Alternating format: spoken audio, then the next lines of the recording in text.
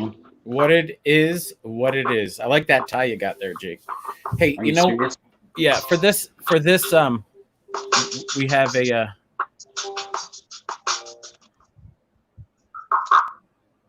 Got that volume off there? Man, we were so close. So close to doing it right. You have one of those thin ties. I'm gonna need that for murder mystery night. One of those thin like jazz player musician tie kind of thing. Do you have any? Oh yeah, we got a couple of them. Now there's a yellow pinstriped one. There's some plain colored ones. Yeah, we got some old nice one. Keith Iverson, give me them. This was a Lester Sternin. This was a Lester Sternin original that his daughter, rest in peace, his daughter Ronnie, give me two of them. So. Oh, that's nice. I don't know who either one of those people are, Jake. What was your day like today, Jake? I mean, the weather, kind of the humidity broke. Now it's starting to rise up again. How's everything on the hill? Is the garden growing over there? How are things going for you? Our corn, we got it in pretty late, but it's knee high to 2.5 foot Darth Vader battle buddy. So the corn's looking really good. Everything else is starting to pop. Today we had riding that roller coaster, doing the inside domestics and making this little flag for tonight's show, as you can see. Yeah, it's no mystery at this point who we're having on, right? No. It's no mystery. Huh. First time ever that I broke out the hot glue gun. Oh, really? I usually break out the paints, but been blessed with these turkey feathers lately. So that whole border was done with turkey feathers. Yeah. That you collected right from your property there, huh? Well, I go out and get them fresh every day, every morning. That's awesome. Jake, our guest tonight, it's pretty cool that we're able to have him on from up there in Canada and from way out west. He was just here in our neck of the woods recently, and I figured I'd reach out to him and kind of try to figure out, his take on this situation here versus over there. And he said, yeah, I'll come on and talk about stuff. Who knows what else we're going to be talking about. Like in the promo, I was saying that, people can come on in the live chat a little earlier than normal. We might be able to get a little Q&A going with our guests today, a little earlier than normal. That might be nice. We'll probably pick and choose them, like we were saying, sprinkle them in there somewhere around the halfway mark or something like that. But I know people are probably getting pretty antsy, pretty anxious to get things going, get the show on the road. They are starting to fill in here. Let's go ahead and do what I've seen on other channels. Is they will have something called a shout out period. Just a little brief, little something in the intro. Like if I'm just reading here, Not Yankee, Isaac Areola, Virginia, My Moon, Lindsay Bay, I get you. Central Florida, Bigfoot. Andy Gone Pops is here. Mike Kirkpatrick, Paul Holland. He started the show tonight. Nice. We've got everyone's doing one of these, and they've got. They're probably as nervous as we are. Probably as nervous. Yeah. You look well rested. You look, you just got out of the rain locker, didn't you? I cleaned the pool just before I came inside. So. Oh, did you? Yeah. And I was underwater too. I was vacuuming with a mask on underneath there. It was great. Next time I'm bringing the snorkel though, Jake, because coming up for Brez right when you're like doing it, you got it. Let's get this show happening, guys. Yeah. Well, yeah. Why don't we all, ladies and gentlemen, please welcome warm round of applause for our guest, Mr. Todd Standing. Todd, how you doing, my man? I'm doing very well. Thank you for having me on the show. Thanks for coming. It's a pleasure. We've been wanting to talk to you for quite some time. We've been, of course, following your stuff for a long time, many, many, many years. Yes. Just a little background on kind of, where we're coming from. Originally, me and Jake we wanted to do a YouTube channel about the research that we do, and we didn't know what the name was going to be and this and that with all of it. And doing research, armchair research, and try to figure out more things about the Bigfoot phenomenon, because Jake and I were having kind of like encounters and stuff, which is what got us interested in this whole thing. But there were a lot of videos that we watched early on with you in them, and I just want to say it's a pleasure and an honor to have you on our show. Yeah, fantastic. Awesome. So let's get right down to it. You were just in the Adirondacks. Yes. What happened was I had this Kyle, this young kid who's been really excited to come on an expedition with me. Obviously, I mean, we scheduled the expedition way back in February, and then the COVID happened. And I was really, in the beginning, with this border garbage, March, they did a 30-day, April, they did 30 days, June, they still said 30 more days. And I thought, they're not going to keep pushing this. It's like they just have no respect at all for all the people all the businesses that rely on border crossing and all the stuff. So they just keep throwing that out there.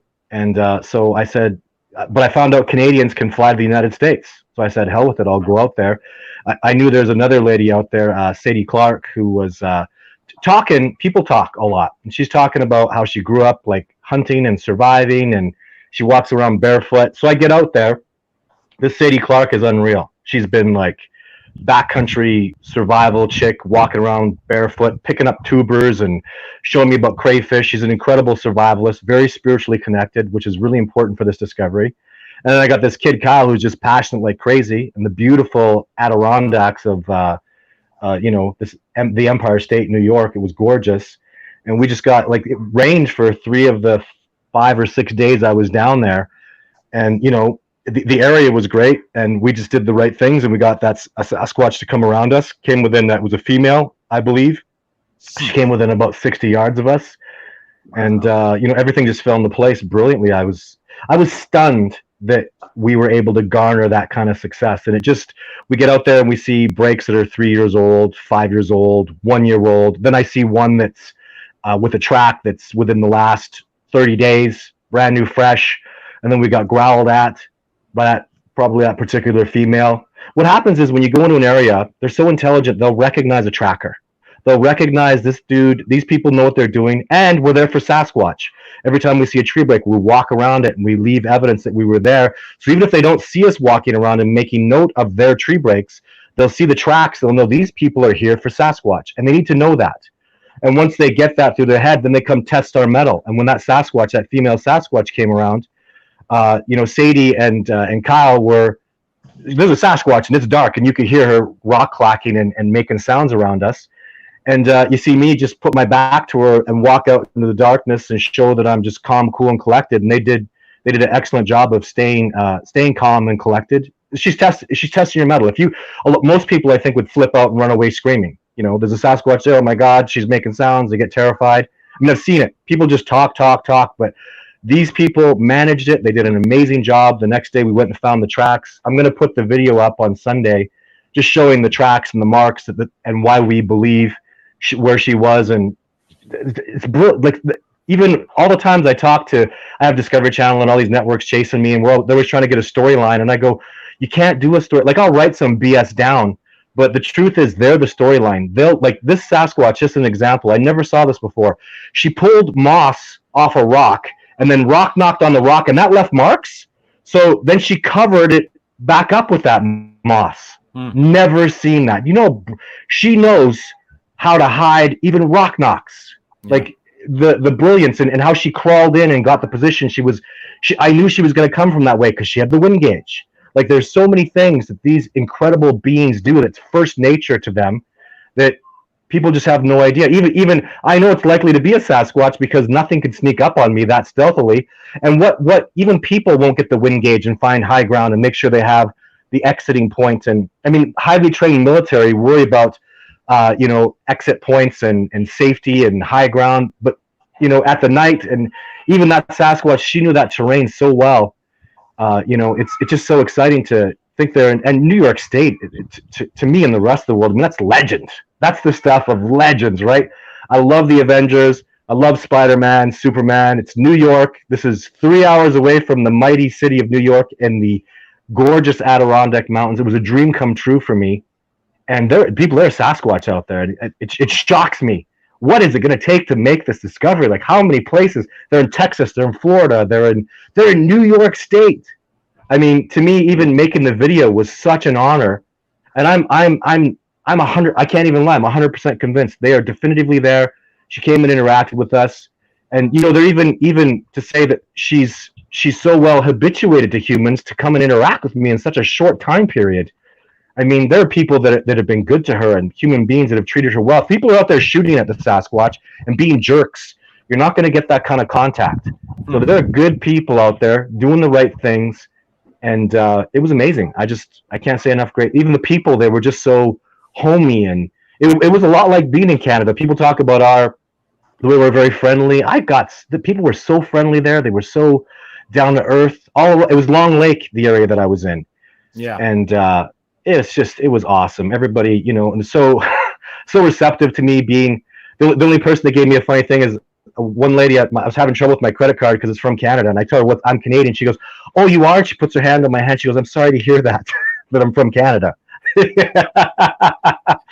But that was just funny. People are amazing down there. The COVID is so profoundly affecting people, with their masks and all the social distancing and stuff. But I just couldn't be happier with the trip, the people. I'm disappointed that I didn't know you guys. I don't until you get out there. Now I get 20 people saying, "I can't believe you were out there. I'm your friend. I've been donating," but I didn't know. I don't know the Adirondacks from Long Lake, or someone says it's Moose Lake. That's in the Adirondacks. I go, I had no idea. I could literally, and the way it's mostly on Facebook, I can't figure out who lives where. Like you guys, I had no idea. Yeah. After the show, we were looking up Blue Line Bigfoot, just people in the area. Sometimes I forget, even like you got that big sign about Todd standing. You're all excited. I'm just me. I'm not. There's no celebrity there. You know what I mean? And so it's hard for me to realize if I go to a place, there's going to generate all this interest and things happen. So I apologize to you guys and other people that I didn't acknowledge when I went down there. I'm just humble. I just go in there not thinking it's a big deal. And then all this incredible stuff happens. And then the fallout behind that, right? Like Survivor Man knows now. Survivor Man or Jeff Meldrum or all these top-notch people are going to call me. I go, Adirondack's got Sasquatch, yo. And I know it. Like I live it. Like here's the video. Here's 3 people, including myself, were part of a live interaction. It was incredible. And I want to help. I want to help you guys move this research forward. Like we gotta. I don't care who makes the discovery. That's the trick with me. Is I always win. You guys go make the discovery, or the biggest hater in the world go makes the discovery. I win. I make the discovery. I feel like we all win. I just want this to be proven. I want this acknowledged. And anything I can do to help this discovery. That's my movie, Discovering Bigfoot, is about making that discovery process move forward. And anything it can do to help you guys. Use that movie as a tool. Hey, have you seen this kind of growl? Have you seen these breaks?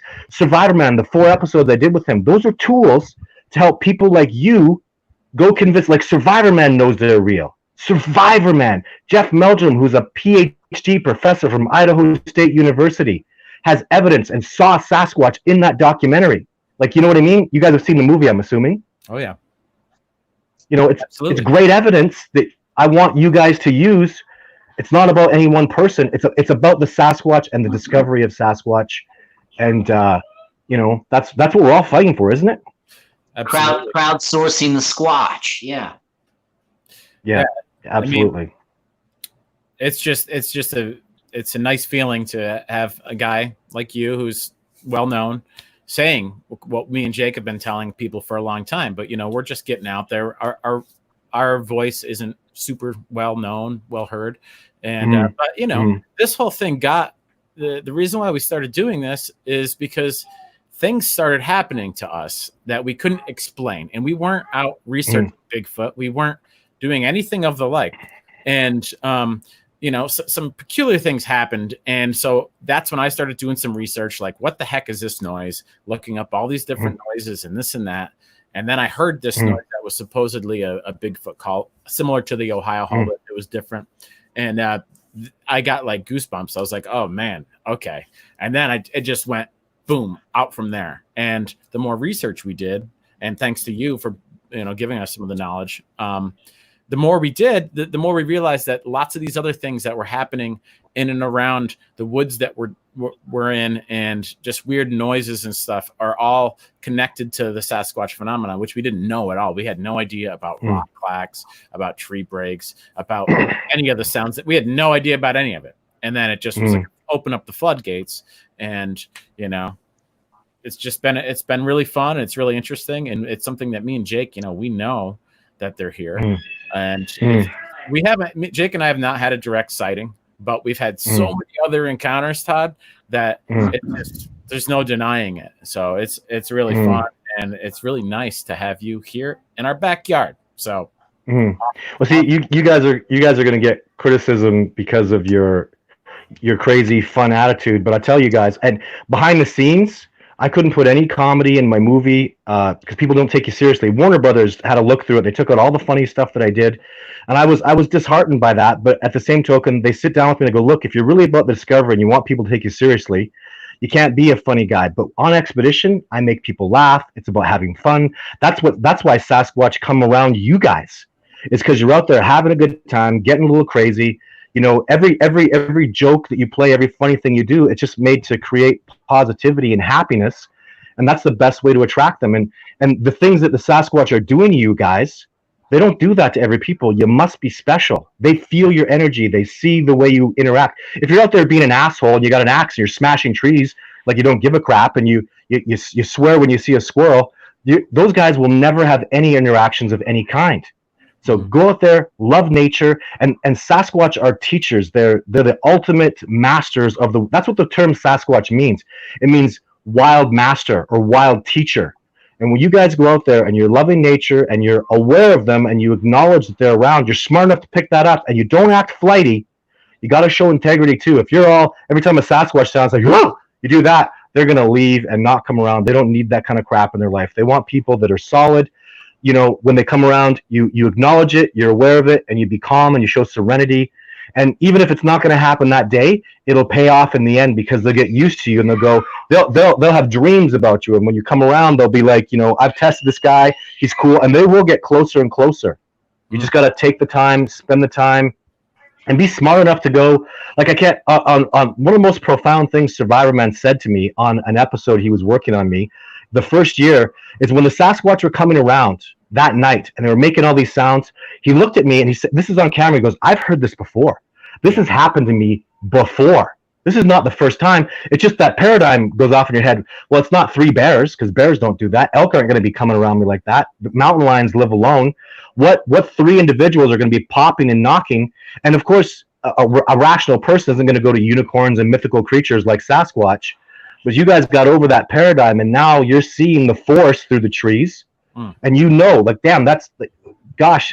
When we heard a growl, this female Sasquatch made a growl at us, and I looked around them, and Kyle's got some serious wilderness experience. He's been hunting and outdoors for, he's only 22, but he's been doing it for a long stint of his life.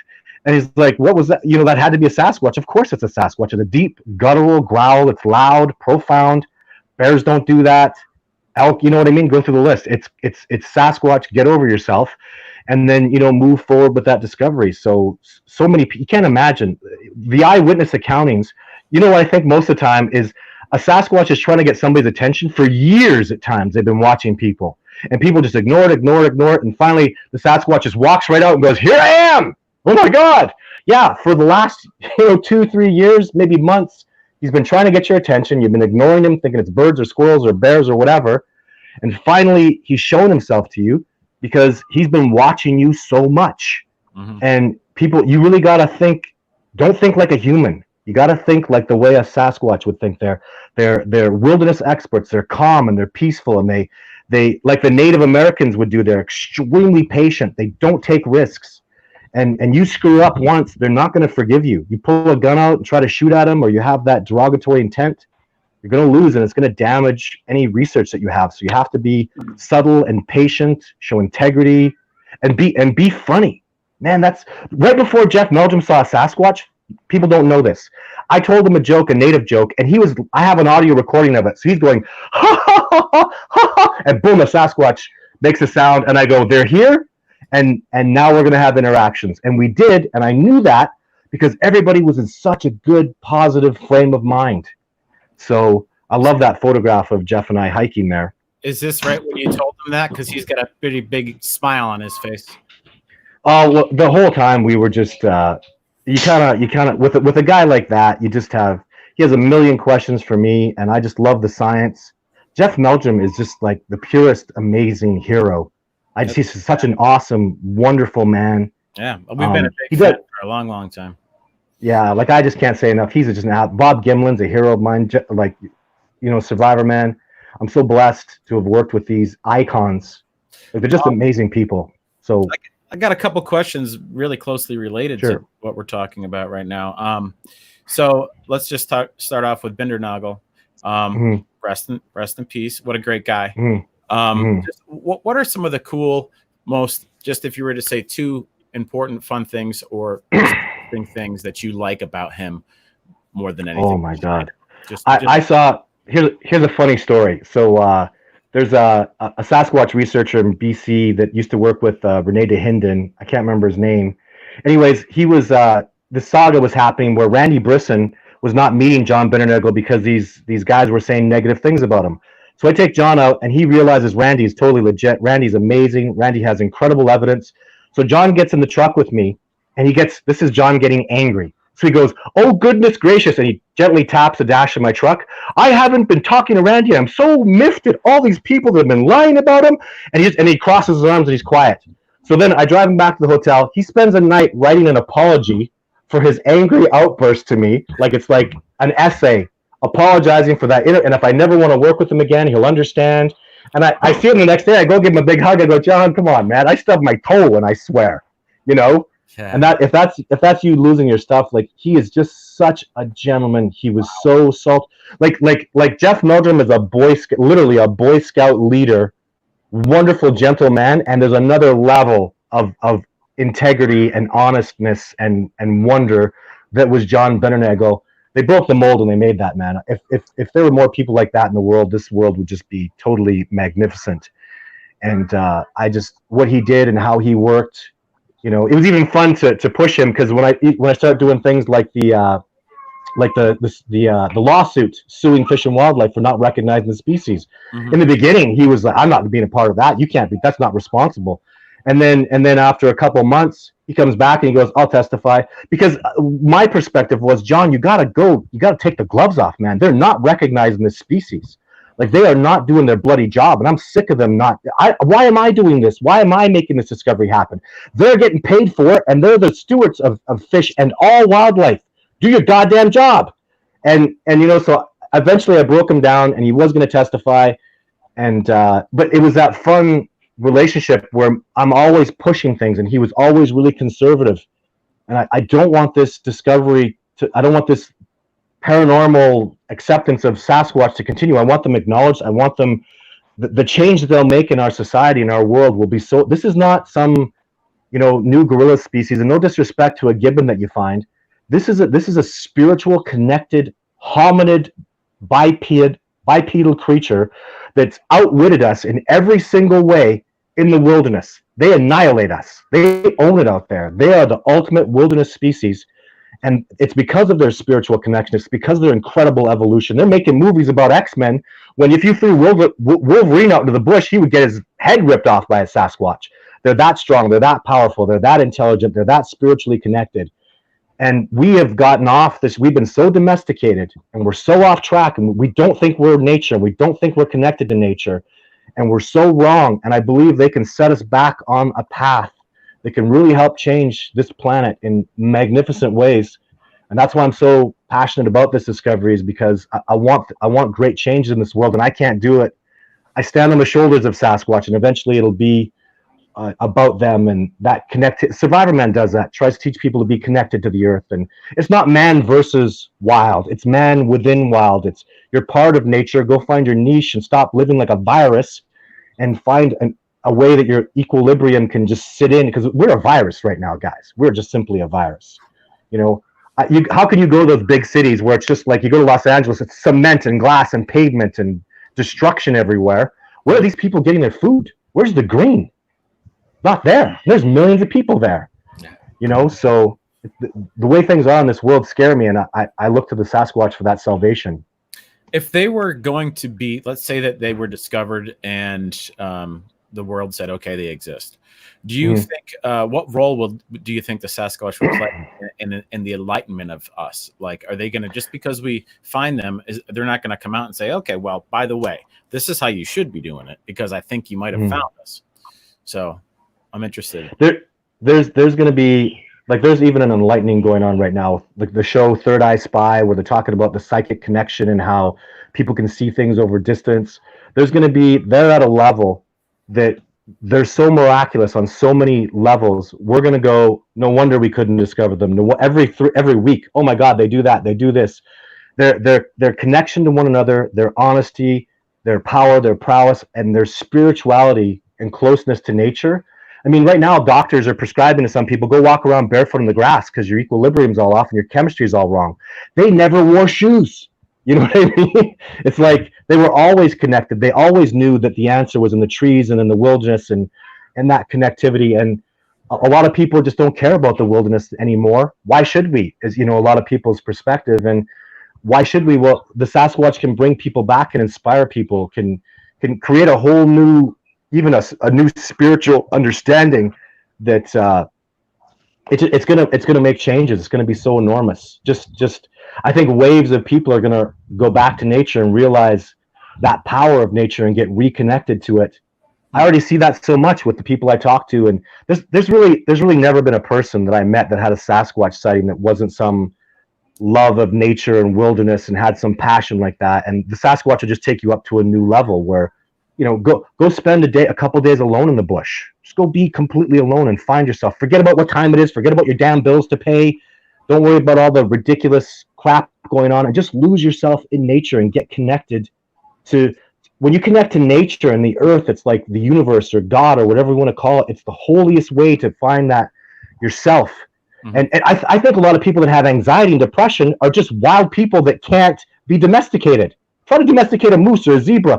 Most animals, if you put those and you domesticated them, they'd be batshit crazy.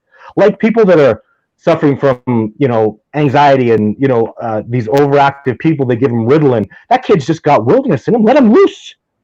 Let him get out there and let him, you know what I mean? Don't shove him in front of a computer and don't disconnect us so dramatically. And I do love technology. I love the fact that we can all sit here and talk, but there has to be balance. You have to, you know, and I could see so many people are just medicated and screwed up and don't understand what's wrong with them. And I do know what's wrong with them. You need to get out there in the bush. You need to go hunt a little because you were born to be that. I'm not someone who has that desire to hunt because I love the animals so much. I don't want to shoot them, but I respect that need and that desire because we're you might not know this, but we used to be hunter-gatherers just a couple thousand years ago. Before we got domesticated, started the Industrial Revolution, which was a crazy experiment, and we're even past that. Now we're not even Industrial Revolution workers, we're consumers.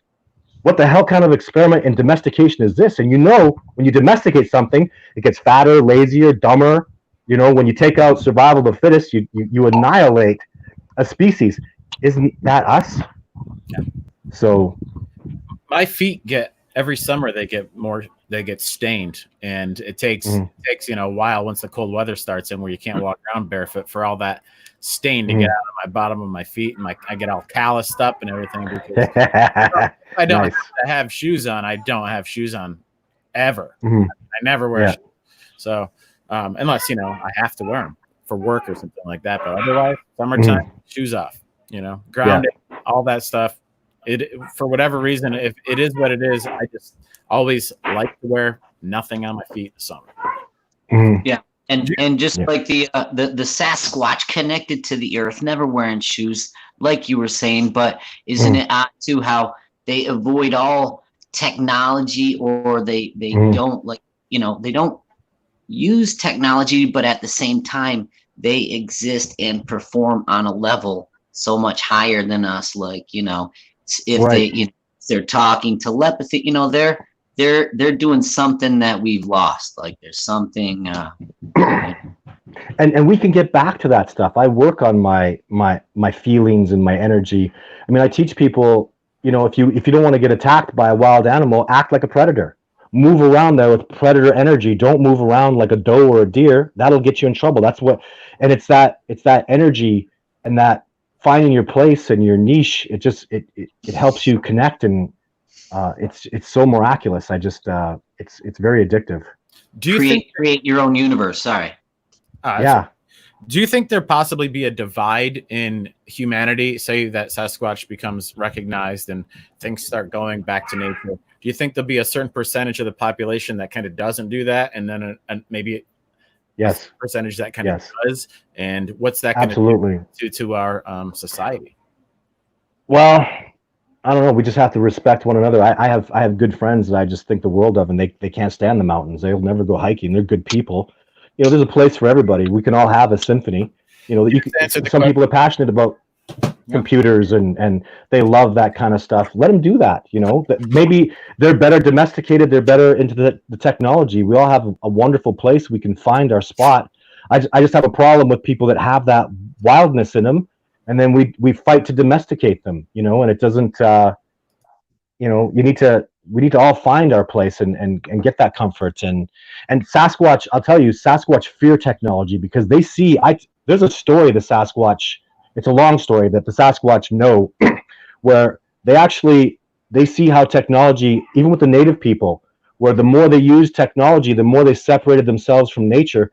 And the Sasquatch adore nature. They love it. They bask in it. They would never leave it.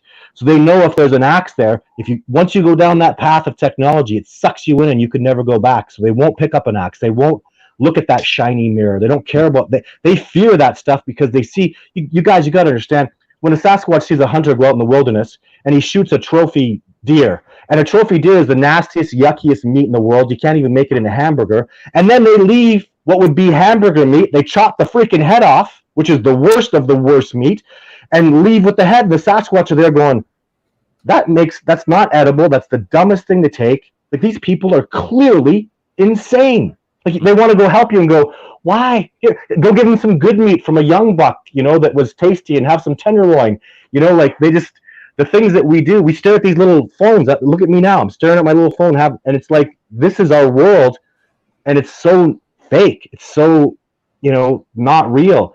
And they fear that stuff. You bring them, man. I dropped an axe, and I say an axe because I dropped an axe in my research area once, where it's really hot Sasquatch habitat. And it was by a Sasquatch trail. They made a trail like 10 yards around it in the bush. And I'm like, they're like afraid of this thing. Mm-hmm. And the more I learned, and the more I heard the stories about, even the stories that the Sasquatch teach each other about why to fear technology, it all makes sense to me. You really get that, how they adore the trees and the wilderness and the plants and the animals. Like, they love that stuff. They sleep on it. They live and die by it. They learn to be patient every day. We don't learn this stuff. Who meditates anymore?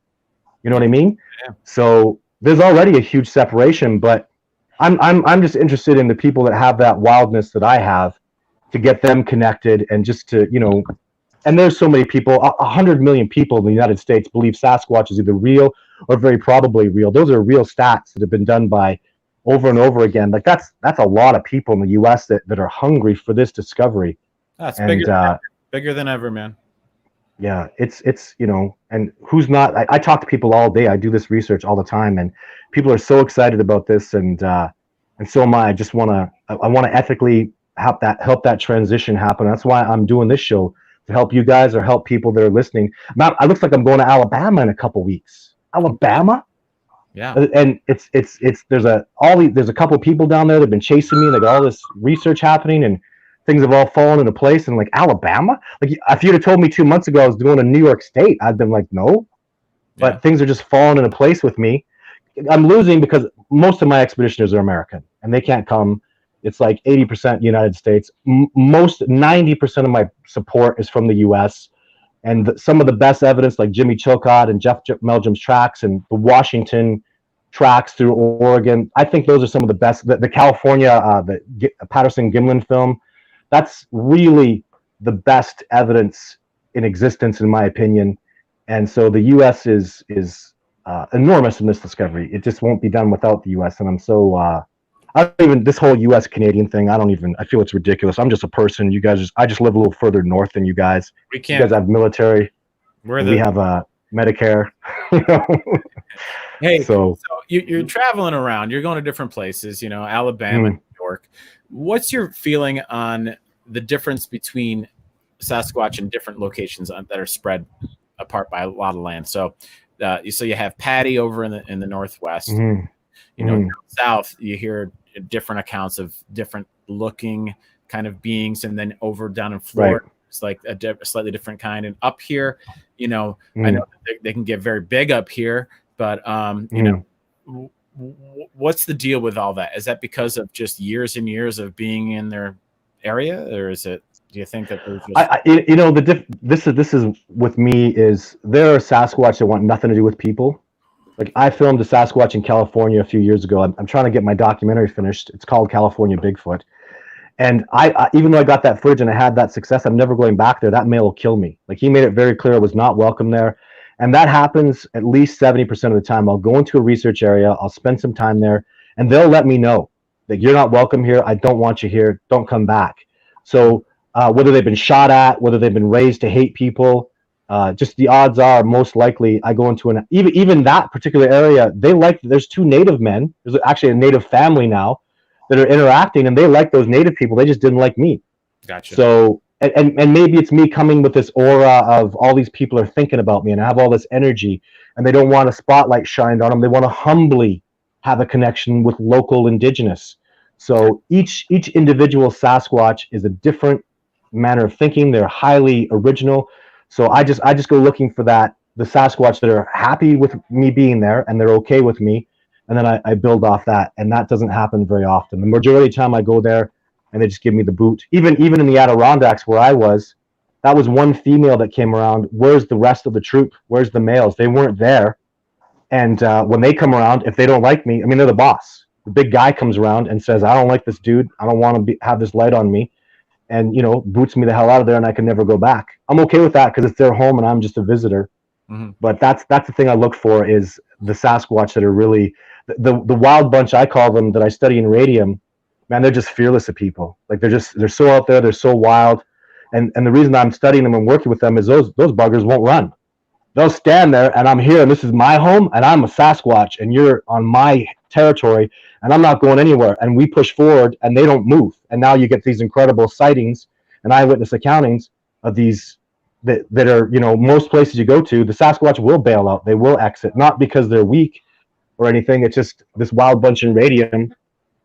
They're monsters. Like they're just fearless, and I take advantage of that, and I'm fun. I do go out there and I do joke around. People, I talk to people about you guys, and people are like, they're just kind of comedians and they're in it for. So you guys are being true, and I feel you guys got to understand. I apologize for not being funnier and not showing my comedy. I just had to make that decision. It was really hard for me, guys. It was painful for me to go no comedy. I love Jim Carrey and Mike Myers. No, but you guys, no apology needed. Jake and I, the reason why we do what we do, Todd, is because me and Jake are best friends, and we love to have fun. We want answers like everybody else, but we love to laugh and we love to have fun. And if we can let other people have fun with us, then that's fine. We're not looking for, we're not monetized. This is something we do because we do it for fun. And that's the bottom, that's the end of the story. If people want to jump on board and have fun with us, go ahead. If you don't like that part of it, then I don't know what to tell you, really. But the people that we interview, the people that contact us, all are people that we feel so far, knock wood, you can read a person, they're genuine, they're hard on their sleeve. People, some of them don't want their name out there or whatever, he's like, well, I know, and they have different accounts. Like some of it is some of them are sightings, and some of them are strange lights in the sky, we'll say, UFOs, more than a handful of those. Like, so we started out looking into the paranormal and, stuff like that, right? Adam, Winker, and Buzz. Oh, yeah. Kind of. That's where it started. It first started. Bigfoot wasn't part of it. It was more or less looking into just unknowns, anomalies, things that we couldn't explain, lights, UFOs, stuff like that. Adirondack paranormal investigators, we were calling ourselves. and then the Bigfoot thing happened, and it just went from there. And so, it's been. See, your intent is you're out there looking for the truth. Okay. And when that's your intent, the truth will fall in your lap, whether it's Bigfoot or wild horses or UFOs, right? So, Yeah. and you always got to evolve your intent when you want it. So now you're looking for the truth. Now you know Sasquatch are there. Now what's your intent? And I can't make that decision for you. You have to figure that out. And you need to pump that intent through your whole body and through your whole mind. Let it get out there. Because when you're passionate about what your intent is and you're clear, you're like a laser and you're going to cut and you're going to get results. So really always, and you're always changing and always evolving. Like you guys said, you started out this and now you're here. But if you really want to get laser and you really want to start cutting and making some progress with this, take your intent and get focused and feel it and let it drive you. And that's how you'll get success. That's excellent. Thanks for the advice. Mm-hmm. Talking about other things paranormal, there's a lot of sightings, encounters, and just stories online and other places where there are lights involved with Bigfoot encounters, close proximity to sightings, UFOs, and I'm sure you know all about that stuff. What's your take on just your view on what all that is?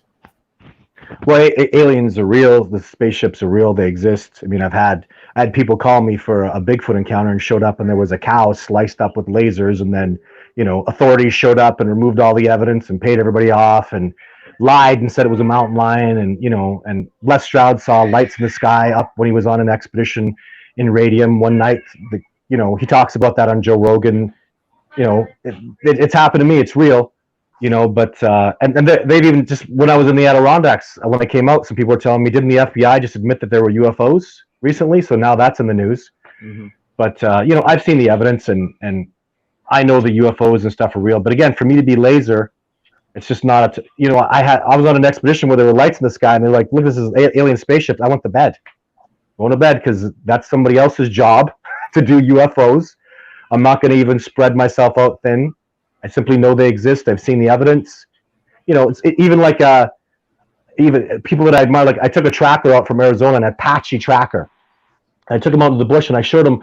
We got out there. We had a 7-day expedition. 2 days in, he saw tracks that are real from a Sasquatch, and he said, "I want to go home." I mean, we got 5 more days. He goes, No. Sasquatch are real. What do you really know about these? These are big, giant primates running around here. I know they're real because I've seen the truth. You can't fake that evidence. I'm a tracker.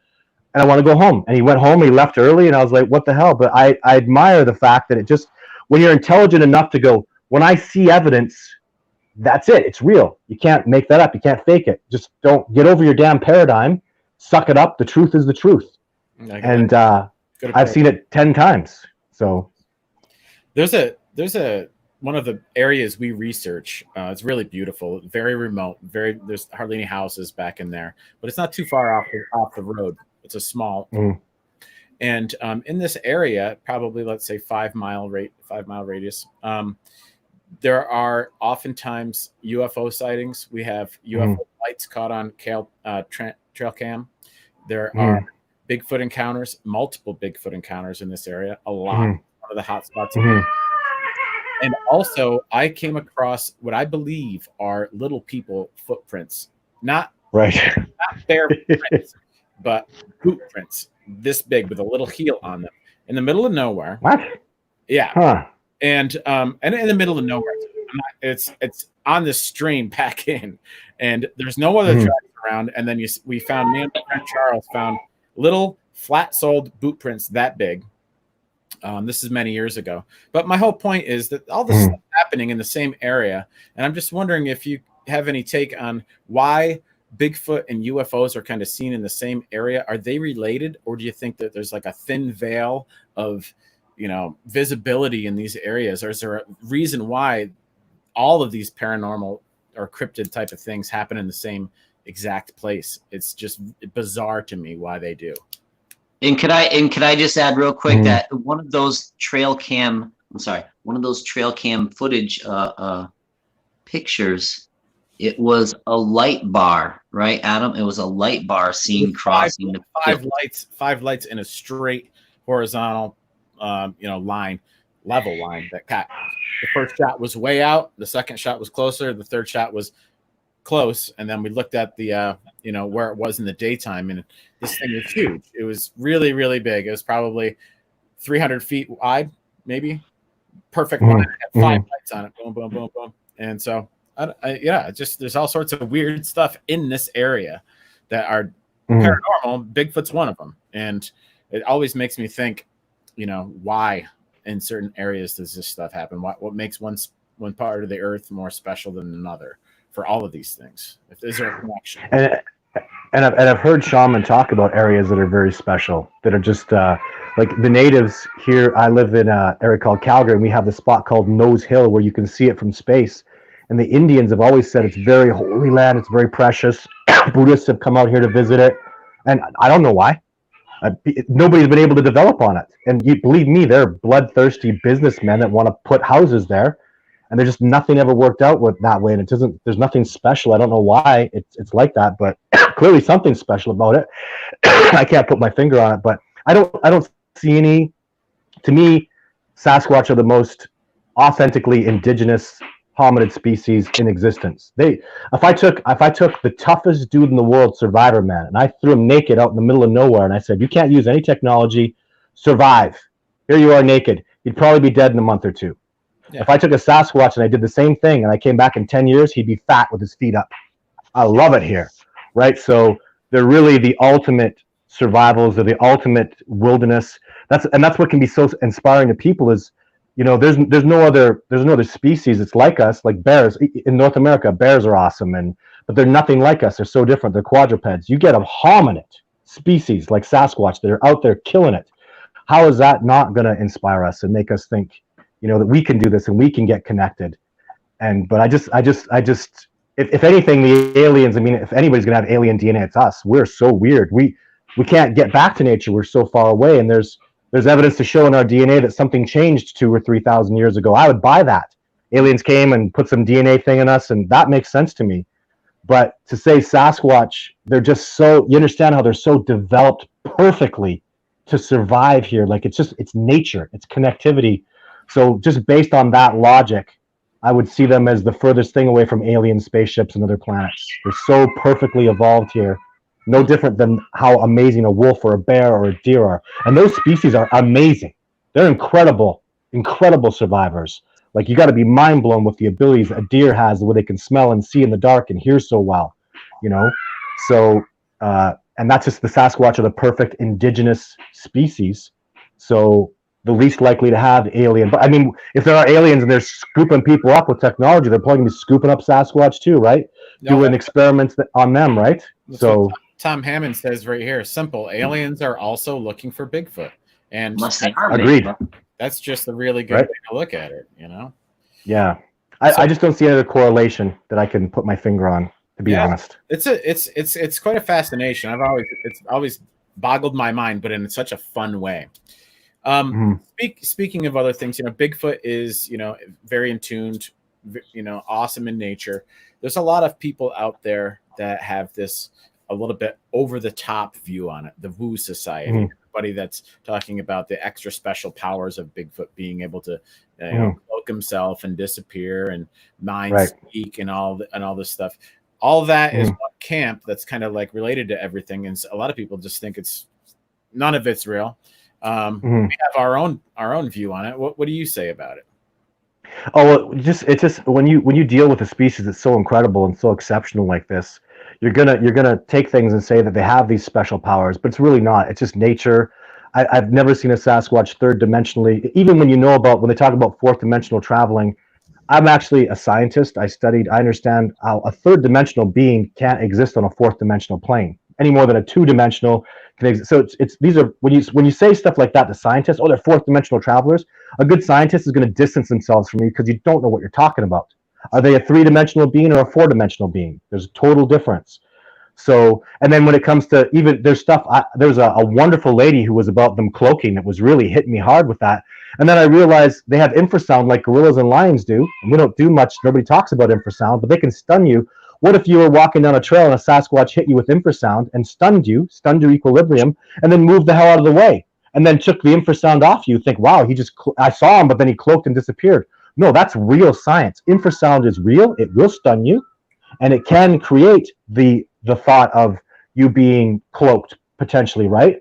So I always go back because I am a student of the PhDs and Survivor Man, and we are very organic, and there's an explanation for this, and we can understand it. And we don't want to take something that's paranormal and add a conspiracy and more paranormal to it, because you're just pulling people away from you. We need to get boots on the ground, get it real, get it acknowledged, move forward like that, and then fill in the blanks later for these incredible, like when I see them tear a tree out of the ground that I couldn't pull out of the ground with a 1-ton pickup truck, I'm thinking they're like Darth Vader, and they must be using the freaking force. Like, how? It's not possible for them to rip a tree out of the ground like that.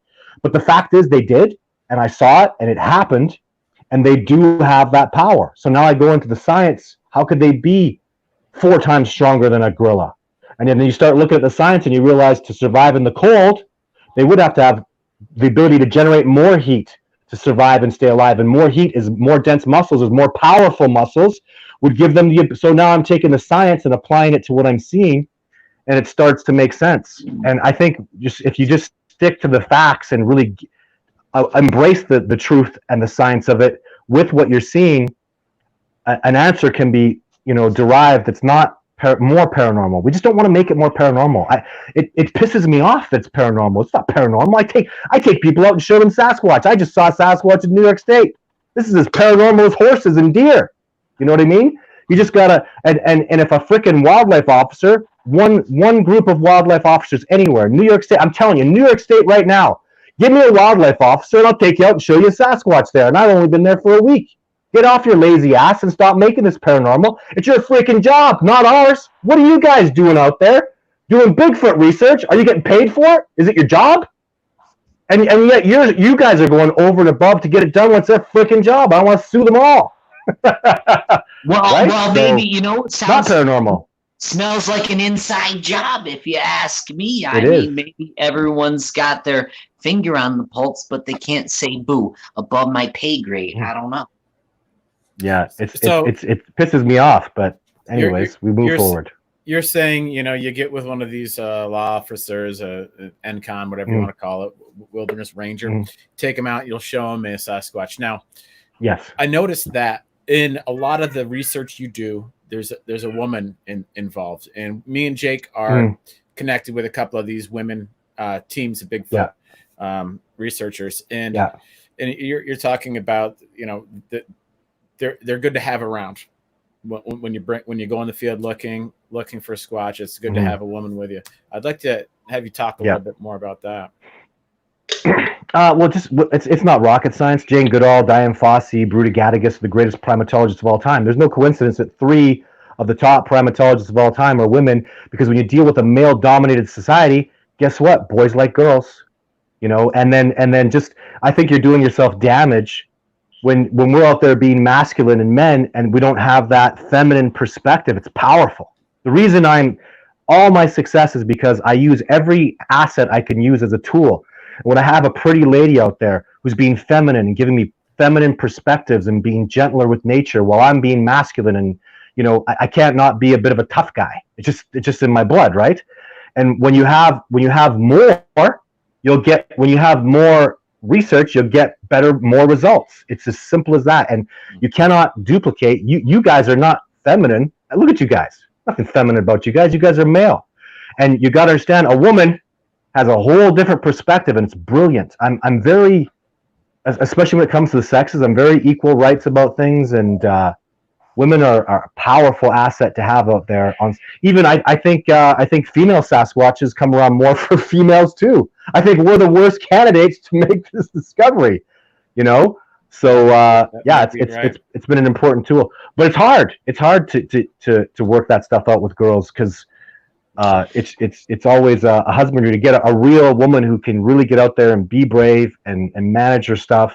And I'll tell you, that Sadie Clark that I took out, she's like this yoga connected, spiritual, amazing woman, and it was just unreal to have. I feel just so lucky that I was able to pull that off. I got her and Kyle, and it was such a perfect team. Like, Sadie was the one that first heard the Sasquatch come around. She could feel it.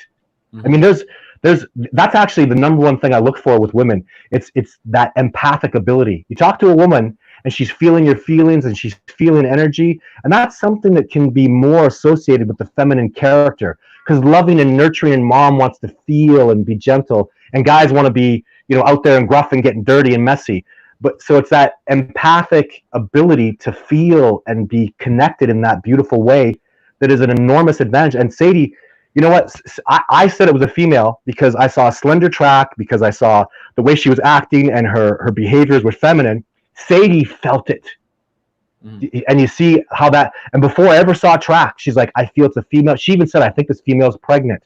I don't know.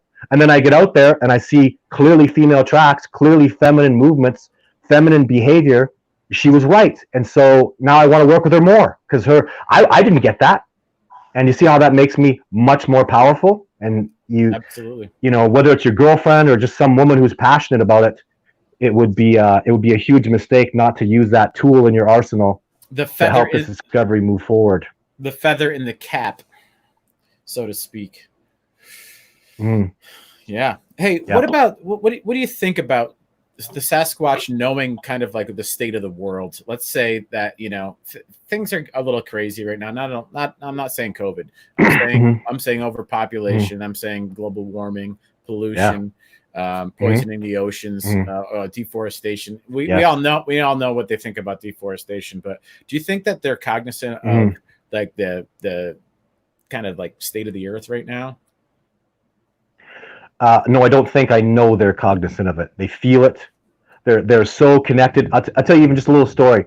So the natives in Morley, there's a reserve close to where I live in Calgary. The reason I started work with them is they called me a day after I was front page news all over the world.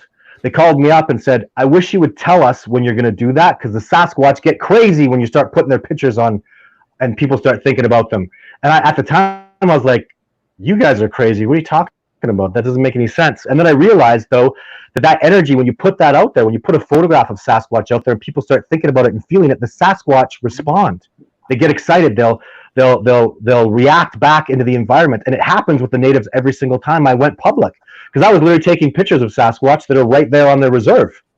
So they do feel the state of the earth. They are connected. We're all connected. It's hard for me it's something I'm working on, because I've been growing up with this separation, thinking I'm different and I'm separate, and what happens in the world doesn't affect me. And that's horse crap. And the Sasquatch feel that. When COVID came along, Sasquatch knew maybe they didn't know exactly what's going on, but they knew there's some emergency. They feel it. Even this is the way I explain it too. When Christmas happens and I go into a mall, I can feel that. Can you guys ever feel that? It's not the music, it's the people, it's the loving, it's the giving, it's the families coming together. I feel Christmas. I love it. And but when you're more in tune, then like I'm horribly out of tune. I don't have good psychic ability. My empathic ability sucks. I'm working on it. But if you were more connected like they are, if you were infinitely connected as they are, you're going to feel everything. And the human presence and the human thought is very close to them. And they're going to know, and they feel it. They feel the trauma that people are feeling, that they're scared about the earth, and they're going to, a war could happen and people will be dying, and they're going to feel that. Just, it's almost like even like Star Wars, where, a planet dies and then you hear Obi-Wan, he sits down, he's like, oh my God, something just terrible happened. Yeah. And, it might be Star Wars crazy stuff. When they killed all the kids. Yeah. And I know that those things are absolutely real. People are empathic like that, and the Sasquatch are immensely connected in deep, deep, powerful ways. And we need to learn that from them. Nobody can teach us that lesson better than they can. And that brings us back to collective thinking and collectively feeling and being into, like, even the capitalist society, guys, competing against one another is very unhealthy. Cutthroat capitalism, man, that's not good freedom. I hope you guys understand what I'm talking about, So. Oh, yeah. I want to check this out. People know you. A lot of people out there know you for these two iconic pictures. I'm going to put them up right now. First one is here. That's Photoshop, by the way. Not the original. Well, either way, people know this photo. It's pretty cool. My main question about this photo is this one of the guys up there that you have a name for? Yeah, that's Jake. Sorry, Jake. That's my Jake. Is it really? Yeah, that's my Jake. No shit. I had I did an episode, a live show, where I got teary-eyed because I realized that Jake is gone. He was my favorite Sasquatch. He was interacting with me the most. Look how healthy and thick he is. He's a monster. He's just like his dad. He's super fast. He's super powerful. I think he was about 18 or 19, and he took off, and I haven't seen him since. That was about 4 or 5 years ago. And I remember doing a show and getting teary-eyed going, man, Jake's gone, and I had such a good relationship with him. And if you guys can understand how, like, Diane Fossey felt about Digit, you know, Jane Goodall had her chimpanzee when he died. She got really upset. And Jake just left, and I'll probably never see him again. Yeah. And the experiences that we had, the fun that we had, I miss him. And now his little brother, Jacob, is the one that's really interacting and stuff. And I got to make things happen. I have a sense of desperation that I need to get this moving forward because Jacob's not going to be around forever. And maybe there's no Sasquatch that'll like me in that troop after that. And then SOL for over a decade's worth of work in that particular area. We got to get this done, guys. You must have a sense of urgency. Here's the other thing. I'm sorry. Let me interject quick. Like, so why do you think? Why do you think? Is Sasquatch? He's not just going out talking to the tree huggers or the musicians or maybe hard on their sleevers, Adam. Well, any individual Sasquatch, I mean, there are hunters, Sasquatch that are hardcore hunters, and they're going to love, I've been in Montana where the guy had, like, deer were being herded at him because the Sasquatch thought he was an incredible hunter. So, and this hunter's like, he's almost like bloodthirsty where he loves to hunt. And I admire that. Nothing but respect for him. He's got that desire to be, you know, hunting and killing and eating wild meat. And those Sasquatch liked him. They didn't like me so much because I'm not a hardcore hunter and I don't have that. So, you know, each individual has their own thing. Jake and I got along really well. I just respected him and admired him. And that's Jane. So she is also my research. That is also photoshopped. Yeah, that's photoshopped as well. That's not an original. That's not what she looks like. Those photos kind of bug me because it looks. When I took that video still of her, actually that's a photograph I took. And that camera was set to night vision, and I took that photograph in direct sunlight. There's no fixing it. It just looks crappy. And I know, but anyways, I don't have any worries. If you look at the actual video footage I have of her, so there's Jake again. That's from you. That's not a photoshopped one, right? You took that? That's an original. That's my boy. That's Jake. He's looking over in my direction. I love that. That's a video still. You could actually see a mosquito take a little bit of blood off of him and fly up in the air. And I have, like, Survivor Man's like, man, if we could just have the blood from that mosquito. I'm like, dude, no kidding. But that's a real legit. And see how that when you look at my organic video, I'm a videographer, not a photographer. So my videos, like, that is so organic. That's a Sasquatch. Like, my God, I just he's a handsome. I'm so proud of that. Isn't he handsome? He was so, like, his hair was so good. His body was so strong. He was so powerful. He was so. I'd see him run off or run through the woods, and, you know, I can't get footage of that. I'm just watching him run for 3 seconds, and I've never seen any animal move with that kind of fluidity. They roll through nature. I mean, I've seen mountain lions and bears run through the bush, but this was another level of, like, he bundled himself up, like reached down to, like, touch his toes to squeeze through a little spot. Like, he had to jump 6 feet to get to that spot, and then he just landed with this fluidity. And the sound, the whoop, was just like he's flowing through the wilderness like water. You know, Bruce Lee. There's Jane. So you saw her looking crappy and orange. That's what she looks like. That's me with my camera, getting the proper shot. That's exactly. And I didn't know that was a female until my native teacher had a look at her. Well, my native teacher, he was so special, and everything he said, I just shut up and listened because he's such an expert. Like, he was incredible wilderness expert. I remember him looking at me and he smiled and went, "Oh, you filmed a female," and that was it. No questions. I know that's a female. He's absolutely. I didn't see breasts on her or anything, but now years later, I'm seeing that she has less facial hair. She's smoother. She has less wrinkles. She has dainty bone structures, unlike the harsher male structures. So I knew he was telling the truth, and I knew he was right about things, but. Again, I move forward my research. Just when Jeff Meldrum tells me something, I'm done. I listen. That man's brilliant, and when he talks about the morphology of the foot or the dermal ridges, that's the way it is. That's Jeff Meldrum. Same thing with Survivor Man. He teaches me survival stuff, and my advancement as a student comes much faster because I know my teacher is just right, and I just shut up and listen. And that's what you have to learn from Sasquatch, is get what they're trying to teach you. Just shut your mouth and listen to what they're trying to, get through to your head, and then learn and move forward. Don't worry about your paradigms. Things will work out in the end. Just follow your heart and be truthful and listen to your teachers that you trust, and you'll move forward very quickly. That's a big part of my success, no doubt about it. That's so awesome. This has been so much fun talking to you. This is about the time of show where we do have a couple questions coming in from the chat room. Right here. What does Todd think about Thinker Thunker analysis? What does Todd think about? Thinker Thunker, the YouTuber? Well, Thinker Thunker did. First of all, I wish. Yeah, I do know him. He did an analysis.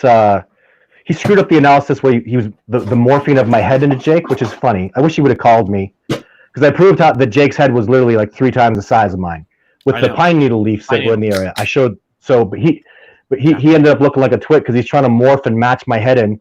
And then even Thinker Thunker should have known better. That nose, even when you in Photoshop, how you can stretch, widen, and lengthen. So he was doing that to match proportions, which is incredibly that's not authentic.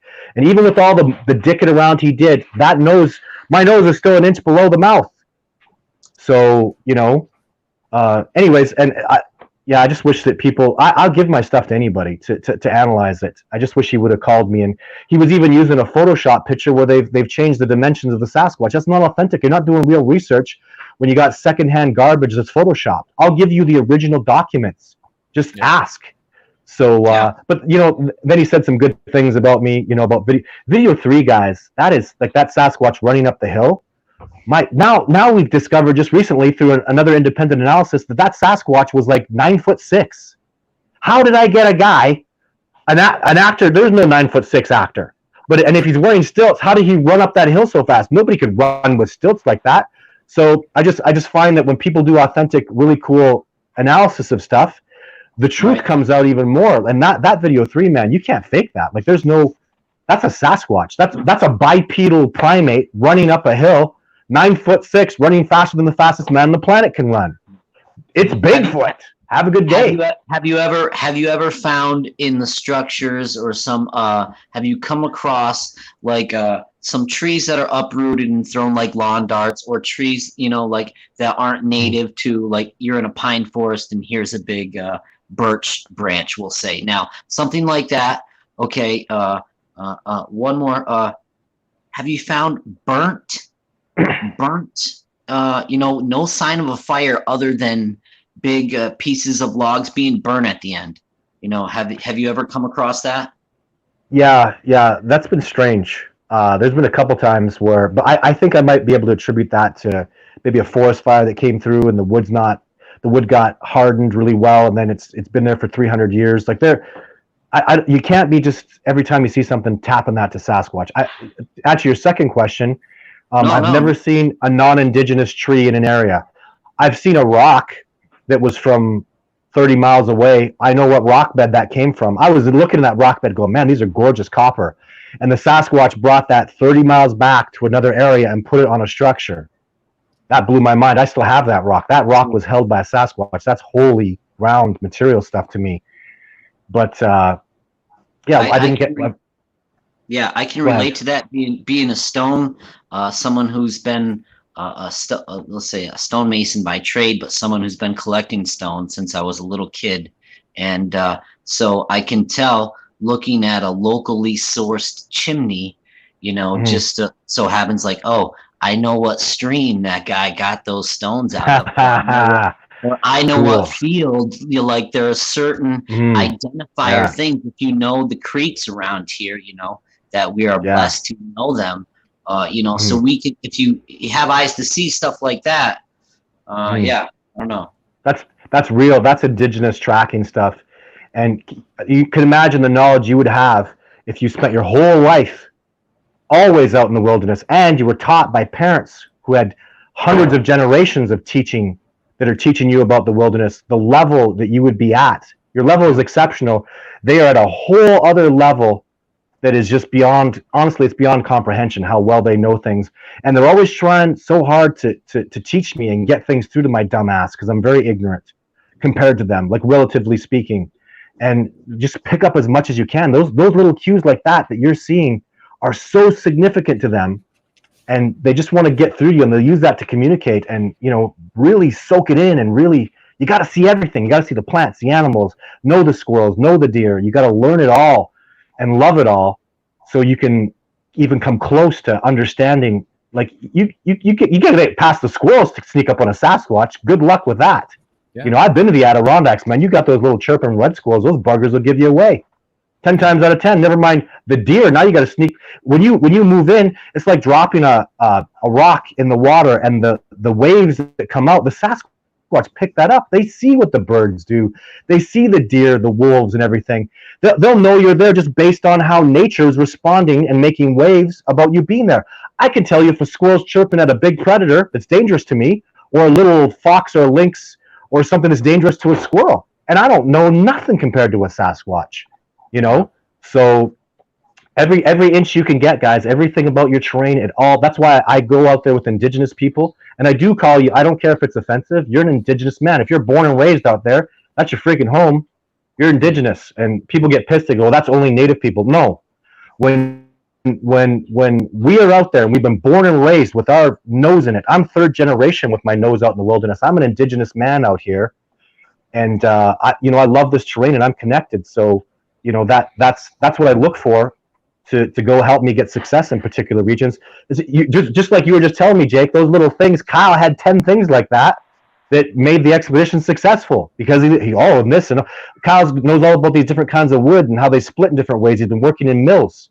And now because you guys in the Adirondacks, you have maybe 5 times as many species as I do up here in the north. We just have Rocky Mountain Douglas fir and spruce trees mostly, barely hemlock, rarely cedar. But his knowledge of plants, like that stuff matters, guys. Eventually, something will bump, and some way your indigenous knowledge will come out if you truly have a love and a passion for it. And that little inch makes the difference between the discovery or not. So keep banging away at that stuff. So sorry, let me say one more thing. We'll get to Andy Gon's fishing here question here, but Adam, like you and some other people that we have interviewed, we are lucky in that we don't have to look far for Sasquatch. You know, it's not like yeah, and it's like right here. I've used the expression we're backing into Bigfoot. Kinda, you know, like I like that. And before we were ever looking for Bigfoot, 2010, I had a stone throwing incident, you know, and then right after we were filming for a couple years looking for Sasquatch, started 2014 to 2016, and then had other, you know, we had audio, we had, and recently here, my better half, she heard a growl that scared her in on the front porch and said literally something big growled. And like, you know, the tree line's 30 feet away. What's big enough? I don't know. What's big enough to make that a big cat? No, it's like, or a squatch, or, you know, we've heard different people give different accounts of hearing. Myself, one, a scream. So people hear howls, people hear screams. People hear different types, you know. And for me, the Sasquatch have the vocal capability to Survivor Man made a beautiful call in an episode, and he's a professional singer, and the Sasquatch duplicated that call back precisely, like, you know, 2 or 3 minutes later. The difference was the amount of booming, reverberating audio that a Sasquatch can do. Like, you'd need a megaphone. Because like they're wild cats. Somebody showed me a video. Oh, it's a Sasquatch. No, it was a couple of lynx. I know that sound. They go. They sound very human, and it's loud, but it's not booming reverb. So that's what the Sasquatch want to get to you. The Sasquatch will make us, if they really want you to know it's them, they'll boom it where a bear can't even make that sound. No animal can make that sound, and when it hits you and it pounds you, like when I was out with John Bitternagel and they were making sawweed owl sounds. And John was like, yeah, it's probably just a small bird. And then it hit us in the chest like, bang, like you could feel it. And John goes, that's not a sawweed owl. And you go, you bet your butt, it sounds like a sawweed owl, but they won't make a booming sound off your chest. Mhm. And at that point, it's a Sasquatch, and you really gotta just think your way through it and be intelligent and use your common sense, and you'll come to an appropriate conclusion.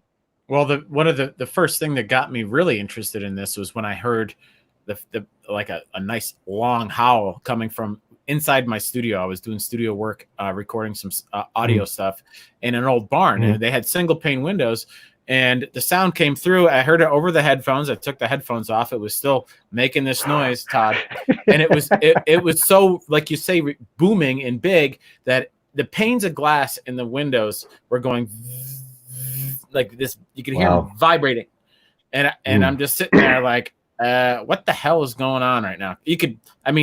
More than one of the panes of glass were just doing this like really high little reverberation thing going on. It was nuts. So yeah, I've heard that when they want you to know they're there, that they do for sure. What about this question from Andy Gahn? What do you think Sasquatch are, and have you found any evidence of other forest beings? I know Sasquatch are a more evolved hominid than us.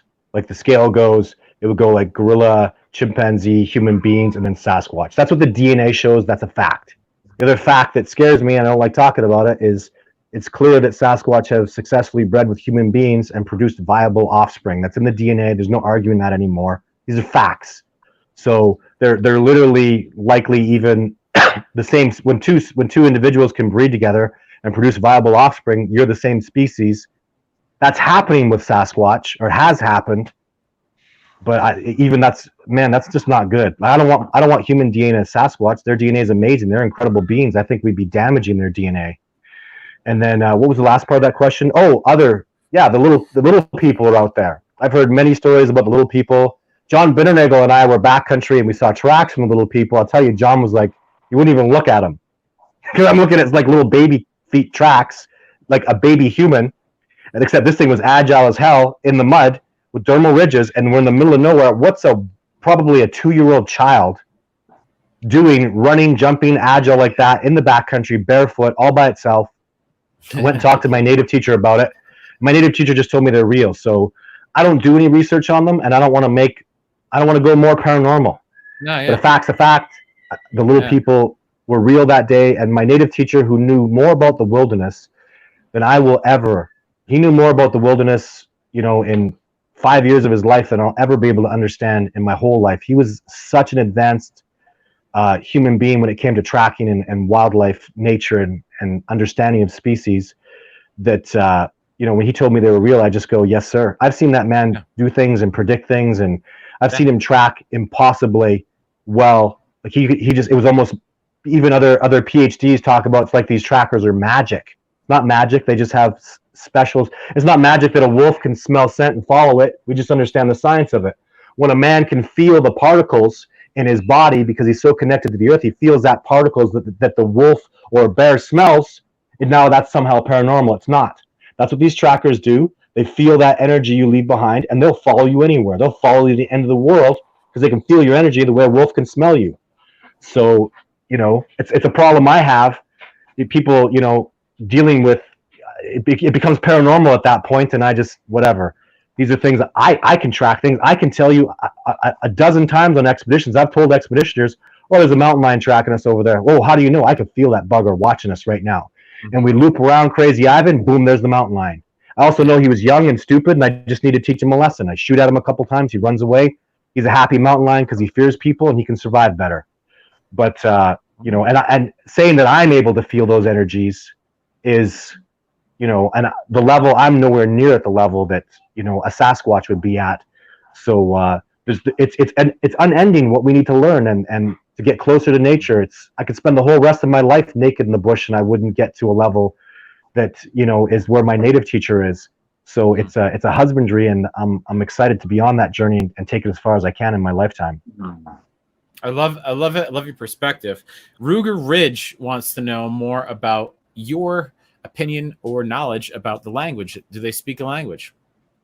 Well, I think not. I think my native teacher told me, if you ever get good enough one day, I can translate for you. He told me they can speak Northern Cree.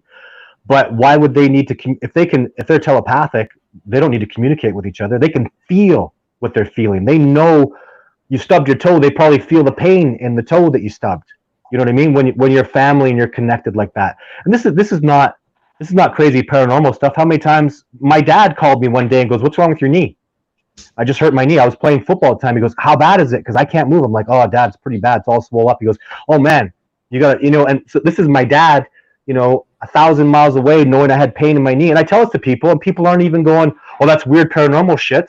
Other people have experienced that. It's just the Sasquatch are at such a connected level to one another. They love each other, and they've worked on that sensory perception so well. Why would they talk? Speaking is futile when I can feel your energy and I know what you're thinking. Can you imagine the honesty that would create? They wouldn't know deception. You can't lie to each other. That's why a Sasquatch will show himself to a person and go, "Now all people must know that I'm real," because that one person knows. And then you sit down with a Sasquatch and go, "No, we lie to each other and we don't believe one another." There are hundreds of thousands of people that have seen Sasquatch, and it's not accepted because all those people are liars. All those people are delusional. And that's the culture we live in, and Sasquatch don't understand. Like, you people really deceive each other and lie to each other like that? And the answer is, it's much worse.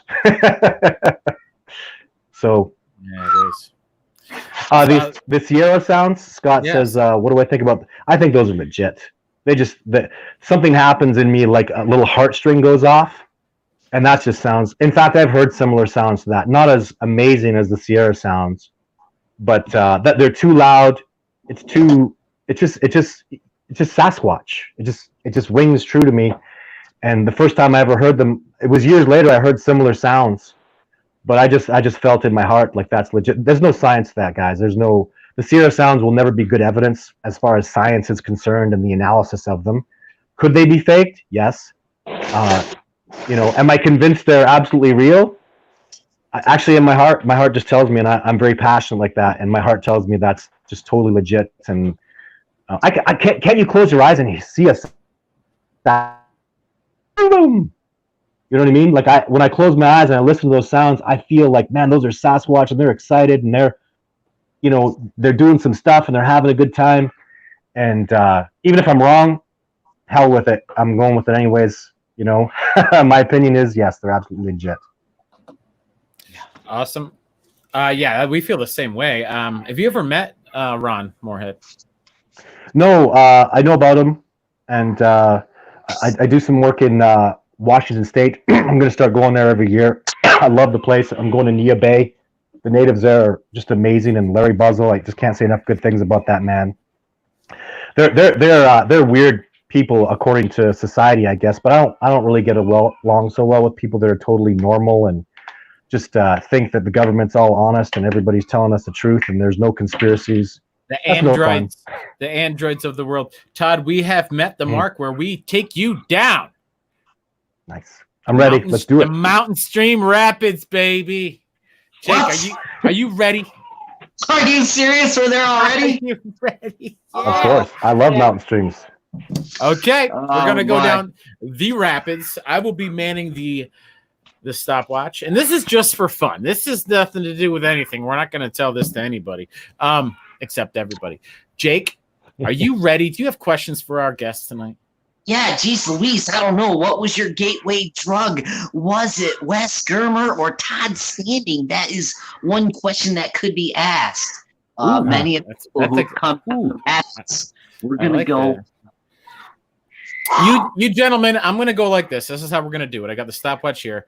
I'm going to say, Are you ready? Are you ready? I'm going to go 1, 2, 3, go. And I'm going to start. Jake, are you ready?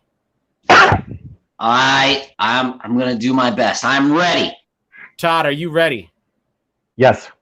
1, 2, 3, begin.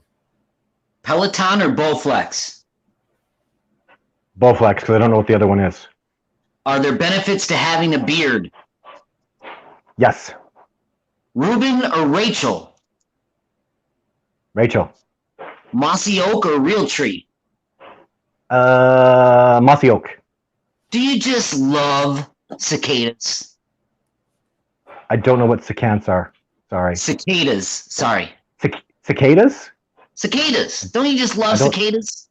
I don't know what that is. Star Probably Trek would, or though. Star Wars? Oh, Star Wars just by a hair. Ice hockey or lacrosse? No, ice hockey. I'm Canadian. Your favorite medieval weapon is An atlas. Gregorian monks or the Mormon Tabernacle Choir? B. Just because I don't know A. Harry and the Hendersons or Boggy Creek? Oh, I love Harry and the Hendersons. What a great show. Bingo. What an awesome representation of Sasquatch. We got you Nailed down we got you down. We're gonna put your 1 minute, 3 seconds, and 48 tenths. Todd, congratulations. You made it through the rapids here at Mountain Stream. And I didn't know it was a race. I could have gone way faster. survival is a lot of it. Back to the questions here. We're going to try to get a couple more in. Mike Kirkpatrick, how long does Todd think they've been here? Since the beginning. I mean, they're literally the descendants of Gigantopithecus, so they've just evolved here. They likely. I like the Bering Straits, crossing of the Bering Straits. I believe they crossed the Bering Straits with the Native Americans and the First Nations people and the bison that came over from Europe, and they were here since the beginning. So I don't believe they were an original primate species though before the Bering Straits happened. So just my theory. So does that answer Lane's question here? So 50,000 years, the same as the Native American people that came across in the Bering Straits. All right. So interesting. Very interesting. What else we got here, Jake? What do you think? Let's cross over real quick into a structure question that I had. Mm-hmm. I don't know if you're familiar. There was an Adirondack hermit, popular back in the turn of the century, Noah Rondo. He was the hermit of the Adirondacks anyway. He had the Rondo Code, and it was this little code that he wrote in his journal. Anyway, scientists at the time, they couldn't break the code, even though it turned out to be a very simple code once you read it. Anyway, long story longer, a local man here in North Country where we live, Mr. David Green, broke the Rondo Code over a weekend of studying it. I'm wondering if you think structures may be a code as well. Like I know you mentioned oftentimes, and Adam, we've seen evidence and have seen photos of it's in the same direction in different dome-like or teepee-like or just weird structure. Do you think it's a natural code, perhaps? Yes, it definitely has significance. They're too intricate. They're too well designed. There's too much going on with them, and it's all so purposeful. But I wouldn't even know where to start. It'd be so much. But absolutely, yeah. There's purpose to everything they do. Everything is much deeper than I could. Like that structure that's in my movie. I had a medical doctor come out there and go. He wanted to look at it. As soon as he got out there, his eyes went big. He goes, look, it was made clockwise, and look, it started here. And look how they built off of it clockwise, and then went big, small, hanging. He goes, all this means stuff, and I was like, holy crap! It really was built clockwise. And then he had a buddy who's a construction engineer come out and go, not only was it built clockwise, but look at the way the structure is built off this one tangible right here. It's like an engineer did it, because if this falls, everything collapses, and you built it. And I'm listening to this guy going, are they that brilliant? And then we go to another structure, and the guy's like, oh my God, do you see that this is going on, and the angles and the way they put that in, that'll create, and he's a structural engineer, university educated, and he's looking at a Sasquatch structure and seeing genius in it that I can't recognize. And I know it's like that. That's what I tell people. People are like, well, how can this be, and how could they be evading us? It's because they're so damn intelligent, because they're so damn brilliant, because they're so damn amazing, they're so athletically gifted, they're so deeply spiritual. We can't touch them. They're at, like, talking like tracking wise. If I'm here and my native teacher's here, where Geronimo and the greatest native trackers of the world are, then the Sasquatch are here. And you're talking about, so this is the Sasquatch, these are the greatest trackers that have ever lived. This is me, and normal people hit the floor. They don't even know squirrel tracks from a rat. You know what I mean? They don't know a strawberry leaf from a low bush cranberry. No, They don't know nothing. And so I'm trying to teach people that are at the floor about something that's so many levels. Like, I can't understand how incredible Sasquatch are, and I'm only 2 levels below them. So that's the problem that we're all faced with, is trying to get people that live on glass and cement and are disconnected from nature to understand a species that's entirely connected to nature in every single fiber of its being. It's a hard road to go down, guys. Not you've picked a rough road, and I don't, It's fun. I don't have fun. Yeah. Did we pick the road, or did the road pick us? I mean, nah. You're right. I tried to quit Sasquatch research. People ask me why I became a Sasquatch researcher. The answer is I had no choice. It was thrust upon me. Believe me, I tried to quit. I remember quitting for like 3 years, and I came back and I started talking to my colleagues like Jeff Meldrum, and I go, so what's new? What's changed? They go, nothing. Go get some videos. How irresponsible is it of you? This is a mentor told me this. With all you've learned and all the greatness that men have passed on to you that are gone, how irresponsible is it of you to walk away? You have a job to do here. You have a responsibility. You're built for this. Get your ass out there and do what you can do. And I was like, okay. And then I started opening up and cooperating. And now I'm a full-time Sasquatch researcher. And, and I feel really good about it. I'm very happy. So do we, and thank you for the dedication. Something real quick about, we were just talking tree structures and whatnot. I did have these pictures at one point from my buddy Tony, who was up near where you were here in the Adirondacks. It's just a little bit further north. You were in Long Lake, and the next kind of lake and connects to Chain Lakes and whatnot up there, Racket Lake, Tupper Lake, and all that up there. So this is coming from like the Tupper Lake area, which is 11 miles away. Yeah, it's not too far from where you were. And I know that just in some of the recent footage that you posted, there was a tree break that was so reminiscent of what was going on in Tupper Lake, where you have a tree break broken off maybe between 3 and 6 feet high, and the rest of it it's like this. It's like a 45-degree angle. It's broken off, and it's like that. And you said something about they're pointing in a direction. And this Tony's a hunter, so he was up there with his buddies doing some scouting for the whitetail season, and they came across a tree that was broke like that. Boom. And you could tell it was a leafy tree. I don't know what it was, but it was it was broken kind of recently. And then they walked a little further, and then there was another one, and then there was another one further and further. Sasquatch. And they were all pointing the same way. And and in that same area, they found in a place that was all, I don't know if it was all deciduous trees or all conifers. I think it was all just a bunch of leafy trees. No pines around, a pine branch stuck up in the tree. And they kept going a little further, and that's where Tony found a hair sample stuck into like the crook of like a broken branch or something like that. And he gave that to us. We have that here. I was going to break it out, and I forgot to. It's around here somewhere. Might be in that case over there. But and he broke off like half of it and gave it to us, and he has the other for himself. And it's very interesting hair. It's soft, and it's like kind of wavy, and it has like a couple different types of hair in it. It's really weird. We've had it checked out a lot of different places, and nobody, and we've sent it to like some Adirondack old school wilderness men and some other people like that. We sent it to a lab, got 0 results back from that.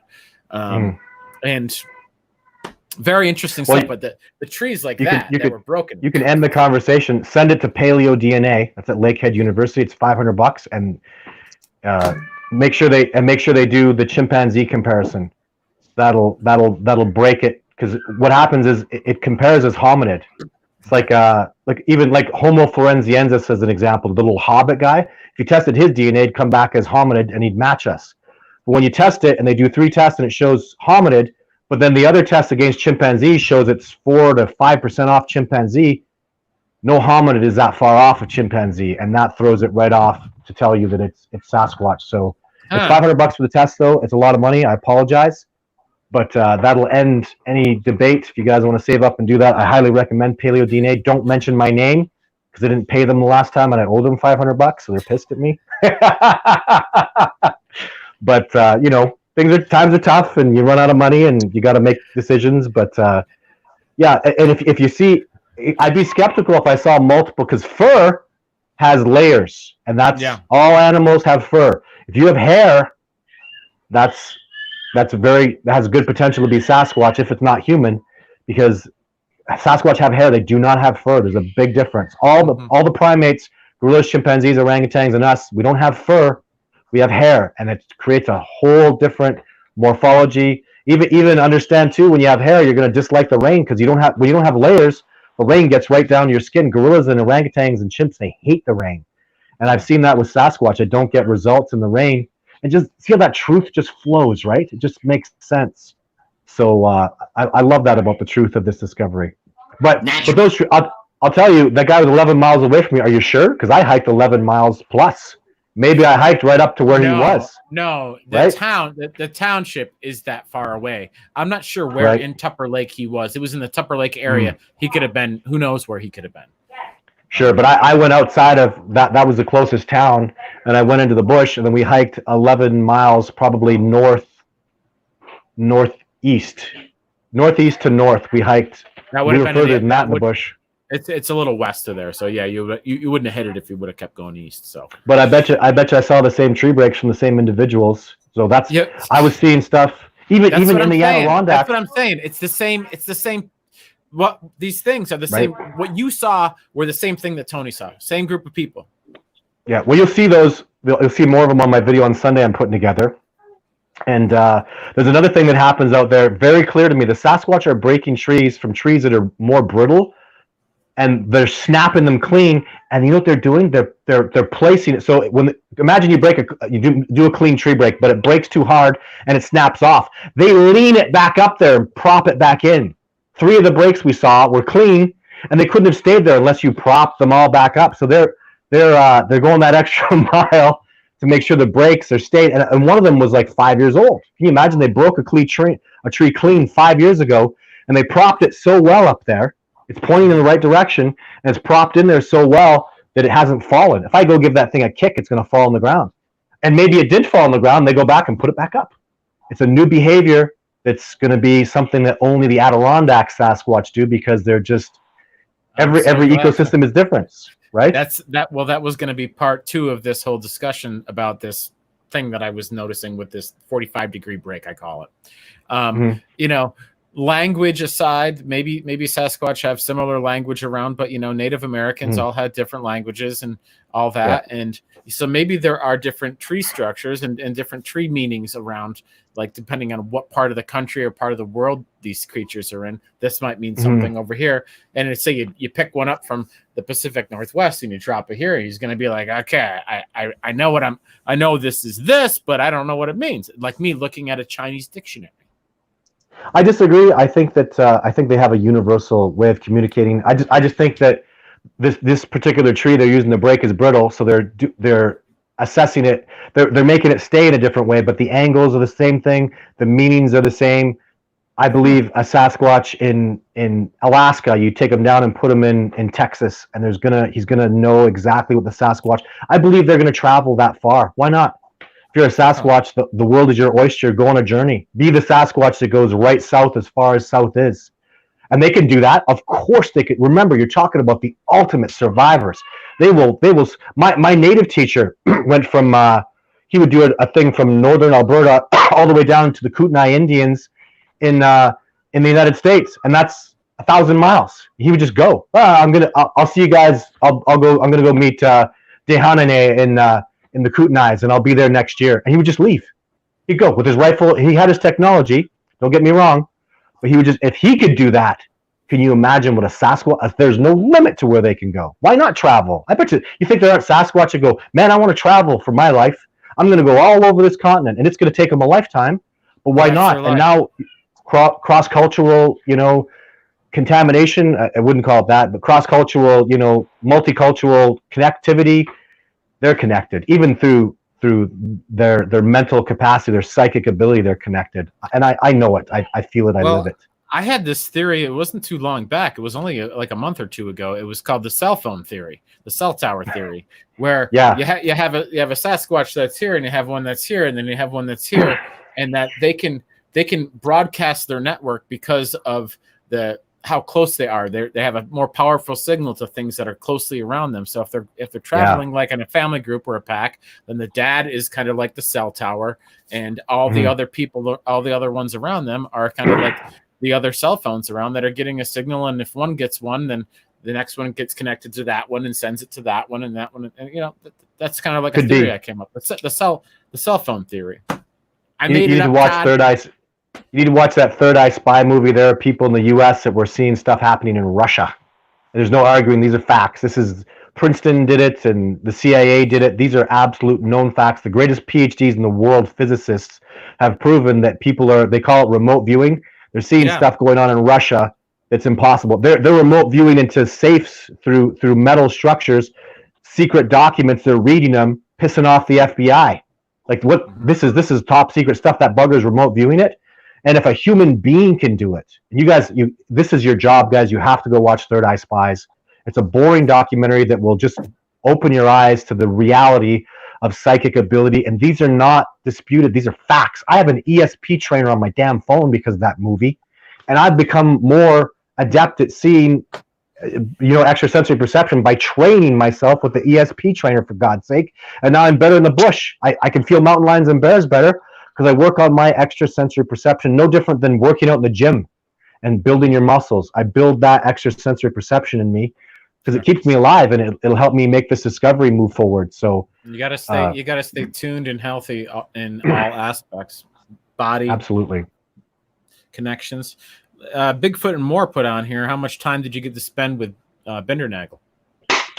More than Jeff Meldrum and Survivor Man combined. I went on multiple expeditions with that tough dude. Took him backcountry. Man, he made me laugh. Remember him crossing a creek, and I was all scared he's going to get washed away. And then he came out of the creek, and his pants were all wet, and he goes, "My goodness, these trousers are soaked." I just about fell over. I hadn't heard anybody say trousers before, right? That's so John. That's so John. It's so John. You sound just like him. It's great. Yeah, he was just such a wonderful guy. I'm so blessed. Yeah, you are, man. You're so. I mean, think about this. I mean, your life you have a very special existence on this planet. You get to meet all these people and doing all this wonderful, cool stuff. And it's just amazing. You must just be a generally happy person. You need to be that kind of person to do this stuff that you do. And to enjoy that and to be grateful of that, I'm sure brings you even more good energy along the way and brings you more success. But you guys can do this too. All you have to do is follow your passion, be honest, and That's just right now. Stand up for the truth, be integrity. Fight for what you believe in. Keep an open mind. Cooperate is powerful. Cooperation is so powerful. Todd, we're doing it right now, buddy. I agree. Right now with you. What's the end game? What's the end game, Adam? Oh, what is Hilty saying? Hilton Woodwood says, what are your thoughts on the Australian Yowie? They exist. I had the Darnum Junk Tribe contact me about a decade ago about the Blue Mountains Yowie, telling me he's having dreams about me, that I need to come there, and the Yowie's doing this stuff. And he knew stuff about me that just was impossible to anybody to have known. And told me a whole bunch of stuff. It was the medicine man and the shaman from the Darnum Junk Tribe, total Aboriginal man, and iron sharpens iron. I can hear a tracker. I can hear truth. Those people know the Yowie. It was a horrible stressor in my life that I did not get to go out and meet this man before he passed away. He passed away about 2 years ago. I just couldn't work it out at the time. But yeah, the Yowie is absolutely real. I just hear truth. I hear truth in Yeti and Yaren and these people that have these experiences. They come and tell me, and they give me this look like, I'm going to be like most people and say you're full of crap and you're a liar. The truth is, if you saw one or not. I'm just here to tell you what rings true to me. And, I'll tell you, hey, that doesn't make sense. I don't really see that. But when I hear about most of these, Yowies are smaller and more aggressive than Sasquatch. Because they live in hotter climates. The more south you go, the more abundance of a creature will be. But the deer down south are half the size of my deer up here. There's just 4 times as many of them. And the Yowie's smaller. And then you get a more aggressive species because there's more competition. So the Yowie's smaller, more aggressive, but still has those brilliant traits and easily evade people because they're so connected. And when the indigenous Aboriginals, they absolutely know the species is real. Doesn't that sound like North American? You got the Native Americans, and man, if you ever met Geronimo and talked to him, I've never met a native tracker that didn't absolutely know Bigfoot's real. They know it. They live it. They breathe it. They're taught it. The Aboriginals down there. How arrogant would it be for me to go talk to an Aboriginal man who's got tens of thousands of years indigenous experience and say, no, you're people, you don't know, you're a bunch of crazies. What kind of an ass would you have to be to do that? So they know the Yowies exist. So cool. So and cool. I look forward to going down there someday. Awesome. Yeah. I mean, we're on the same page as you. We believe the same thing. What about other cryptids that are like, you hear a lot about dogmen these days. You hear these other things like, you got the Wendigo and all this other spooky weirdo crap. Do you think it is crap? Do you think there's something to it? You were talking earlier about beings that were fourth dimensional and that Bigfoot was a third dimensional. Do you think that there's other beings that are fourth dimensional and there might be something to all this? No, when you really understand, when you look into the understanding of dimensions, a three-dimensional being in a four-dimensional plane is preposterous. It doesn't make any sense. A four-dimensional being here would be everything everywhere at all times. You wouldn't be able to make a face out of it. It's not like you could see a corporeal being because they have an extra dimensional layer to it, and they just wouldn't fit here. So that's kind of preposterous stuff. A scientist will really just walk away from you when you start talking about that. But I don't know anything about. I've never had anything to do with the dogman. A dogman would be a whole different ball of wax. I mean, you talk, and it gets into that kind of real paranormal stuff because now you're talking about mixing dog DNA with a human, which can't really be done. Or if it can be done, it's like genetic crazy splicing that would be just bad. Dogs and humans, or wolves and humans, you don't want to mix that. They're too separate. You'd screw things up. When I'm talking about the most man-like primate on the planet, it's a whole different ball of wax. I don't know anything about dogmen. And the Wendigo, I've looked into some of these things. I believe the Wendigo, I looked into that many years ago when I was in the United States talking to natives, and that's actually cannibalism. So you take what happens, some guy goes crazy, and people go crazy in a culture and they become cannibals, and they live in the wilderness and use human skins or bear skins, and now they'll tie that into Sasquatch. No, that's a whole different thing. They talk about skinwalking. What about that's a whole different... antlers on the head of the Wendigo? I mean, it's always like this one. Right. So that, and again, the Wendigo was a cannibalist society of people that killed people, and then they wore bear skins and antlers and did crazy stuff like that to scare people. Oh. And it's not, comparing that to Sasquatch is like seeing a humpback whale and saying it's an orca. It's a foolish thing, I think, when you get right down to the Wendigo. If I'm not, it's been a long time since I looked into that and met those people. And I met the people who made the name Wendigo and explained it to me. Like, this is my culture. This is my people. It's no different than us explaining popcorn. Popcorn's this thing. We make it from corn. We understand it. We get it. It's our word. Wendigo is their word. And it means cannibalistic behavior. It means eating man. Wendigo. It meant like man eats man kind of thing. So, they just take something to make it preposterous. And I don't, dogman. I mean, I hear the stories about dogman. I have no evidence of that. I've been in areas where people are alleging dogmen, and I saw wolf tracks. So that was kind of the last thing I did with them was, but it could be real. Who am I to sit here and say that's not? I just. Well, I mean, we value your opinion. What about inbreeding and like three-toed like Bigfoot things out down in the south? South United States. Wouldn't that suck? Well, I would hope that all species have an incest taboo that survive. If you go start breeding with your sister, you're in trouble, man. Like, that's not a good thing. So, of course, it happens, and it's going to happen. But I don't like this. Since the Sasquatch is in the south, they're I don't even like the whole thing about Southern people being called like hillbillies and stuff like that. I have deep respect and admiration for people in the south. I'm going to Alabama. And but it's going to happen, but let's not focus on that because the species that you guys are studying in Adirondacks are exceptional.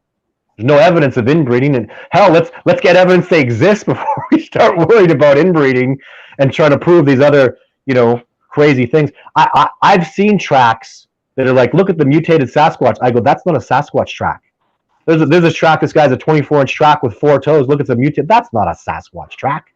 That's a fake little thing you dug out. I can see your handprints as you make. Like, you're not. I'm sorry, you're not fooling a tracker. You better have better stuff than that. There's no dermal ridges there. There's no morphology of the mid-tarsal joint. Like, somebody shows that to me, I'm just gonna get angry and walk away and just bite my tongue and go, "You're not dealing with some." It pisses me off. You're gonna say you're lying. you're wasting my time. Yeah, well, I just walk away. I don't want to get angry and derogatory. Some people want to be famous. Some people want to get attention. But you're really damaging this discovery when you put. You guys probably have seen it too. It's a 4-toed BS, like a 24-inch Sasquatch track. So I mean, that Sasquatch was like 15 feet tall. Come on, he was 1,800 pounds, really, and he had 4 toes. And where's I look at the track, there's no organicness, there's no morphology to it. It's just fake. It's like showing me a $3 bill, and I get frustrated a little bit inside and walk away because I don't want to be angry, but because it happens. We've gotten some pretty interesting tracks up here in the Adirondack, some of which are huge. So it's like we know that because at one point when we were doing research, we were kind of under the impression that, when we were a little bit more new to it, that they weren't as big as like the ones from the Pacific Northwest and this and that. But I don't think that's true at all. I think they're every bit as big. The tracks are ginormous, and we haven't been able to cast many of the huge ones. We do have a couple of casts of some smaller ones, but the big ones were in like a little thin layer of kind of like newly fall. Like say you have a 3-inch snowfall in the spring, and then it kind of melts, but you step in it. Kind of like that, but you can see the toes, and I mean, dude, they're like that big. They're big ones, and right and left, and it's just awesome. One thing here, Lane asked this question before, and I'm sorry, Lane, I apologize. I don't think we answered it correctly for you, but let's ask it again. Would they still be Sasquatch without human DNA? Would they still be? Well, yeah, they'd be more Sasquatch. They'd be. I think our DNA in their DNA is just defiling. I want the original. I'm hoping that there's some troop of Sasquatch north that doesn't have that tainted DNA somewhere, because it's not good. I don't want. Do you guys want human DNA? I want Sasquatch to be pure. I want them to be just that total original primate. And the DNA sources that we've gathered all show that female mitochondria, human DNA. And it's simply there. They'd be more Sasquatch. You know what? They'd be more adept. They'd be bigger, stronger, faster, probably, if they didn't have our weak DNA chains in them.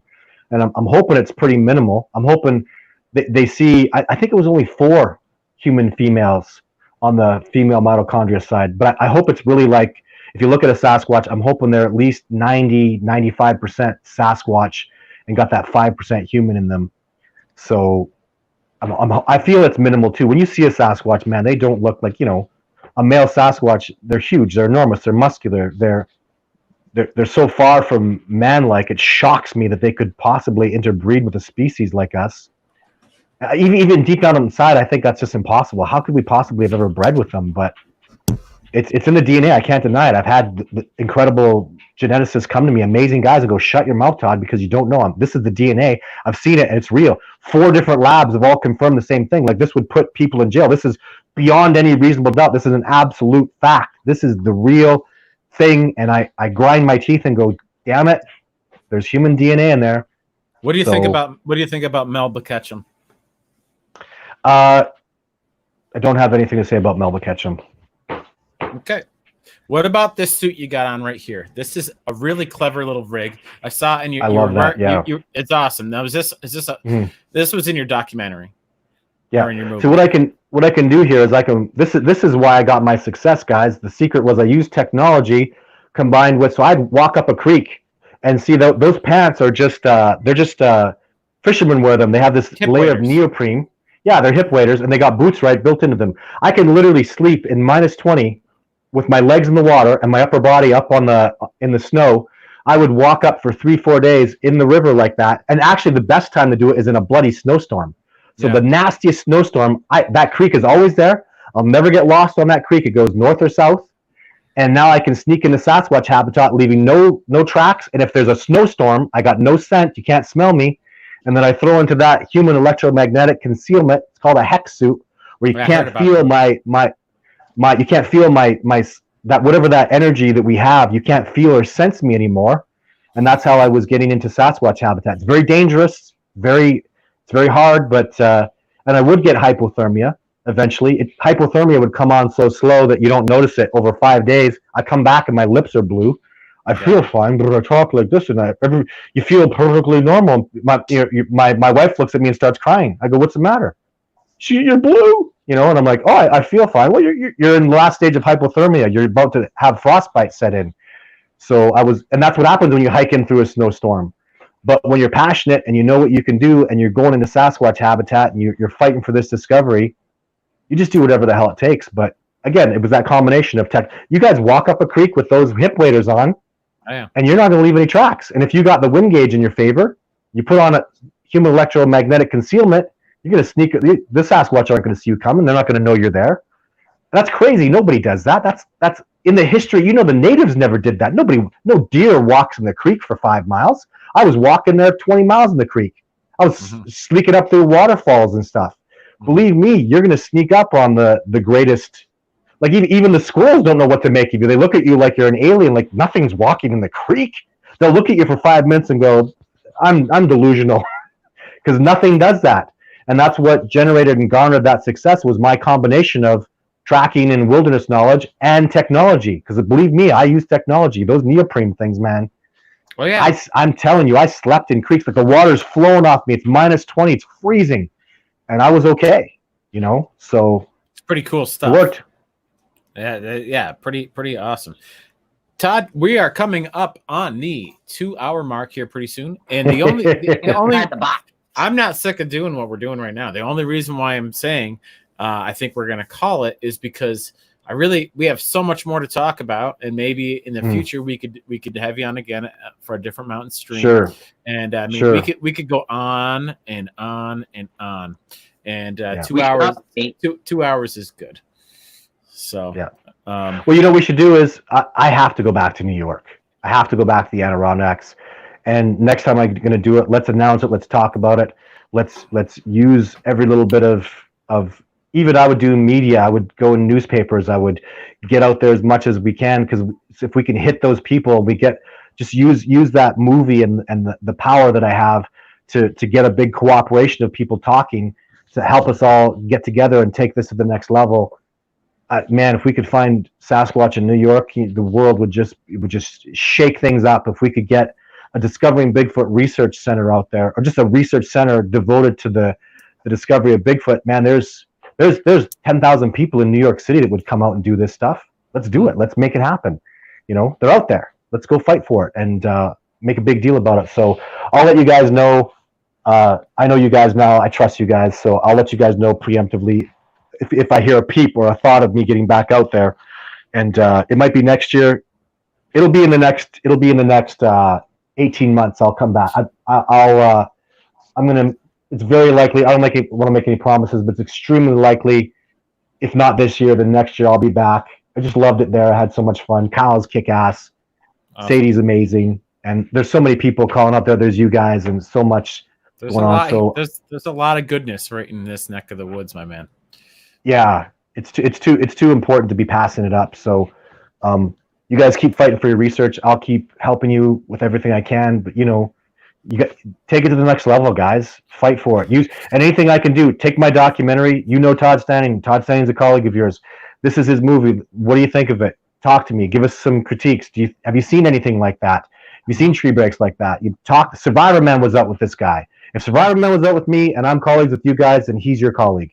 Whatever power it takes, whatever pedestal I need to put you guys on, go do it. Give her. What bothers me is nothing. We're sitting by and letting an opportunity pass you by. Go fight for it. Get crazy. It's not going to happen. If you're doing the same thing, you're insane. You're doing the same thing and expecting a different result. That's insanity. Go change it up. Go fight for it. Let people call you crazy. Go through that wall. That's what you have to do to break down paradigms. It's not easy, and we're breaking down a paradigm that's so important. It'll change the world. This is not some minor discovery. This will change the world forever. It'll shake things up in ways you can't even imagine. So is it important? Hell yes. Go fight for it, guys, please. Very, very inspiring words from our new friend, Todd. What a pleasure to talk to you. This has been way cooler and way more fun than I ever could possibly have imagined. I really, really appreciate you coming on the show. Thanks for taking the time. I'm so psyched. I saw that you were here in the Adirondacks and we made all this happen. Just again, thanks again for coming on, and we'll be in touch. If you wouldn't mind, just hang out for a little bit. We're just going to say goodbye to everybody, and we'll be right back with you at the back end. Jake, any closing words for you, bud? Jeez Louise, I don't know. It all happened so fast. I didn't get through half my questions. It's so great. I'm just so excited and happy. You know, it's like, wow, time flew. But, you know, heart on my sleeve. Good stuff. Mr. Standing, keep it real. I know you will. Jake, you keep it real. Actually, what I'm saying is night to everybody. Thanks for checking out the show. Good night. Thanks so much. Hopefully everybody had a good time with it, and we'll talk to everybody later.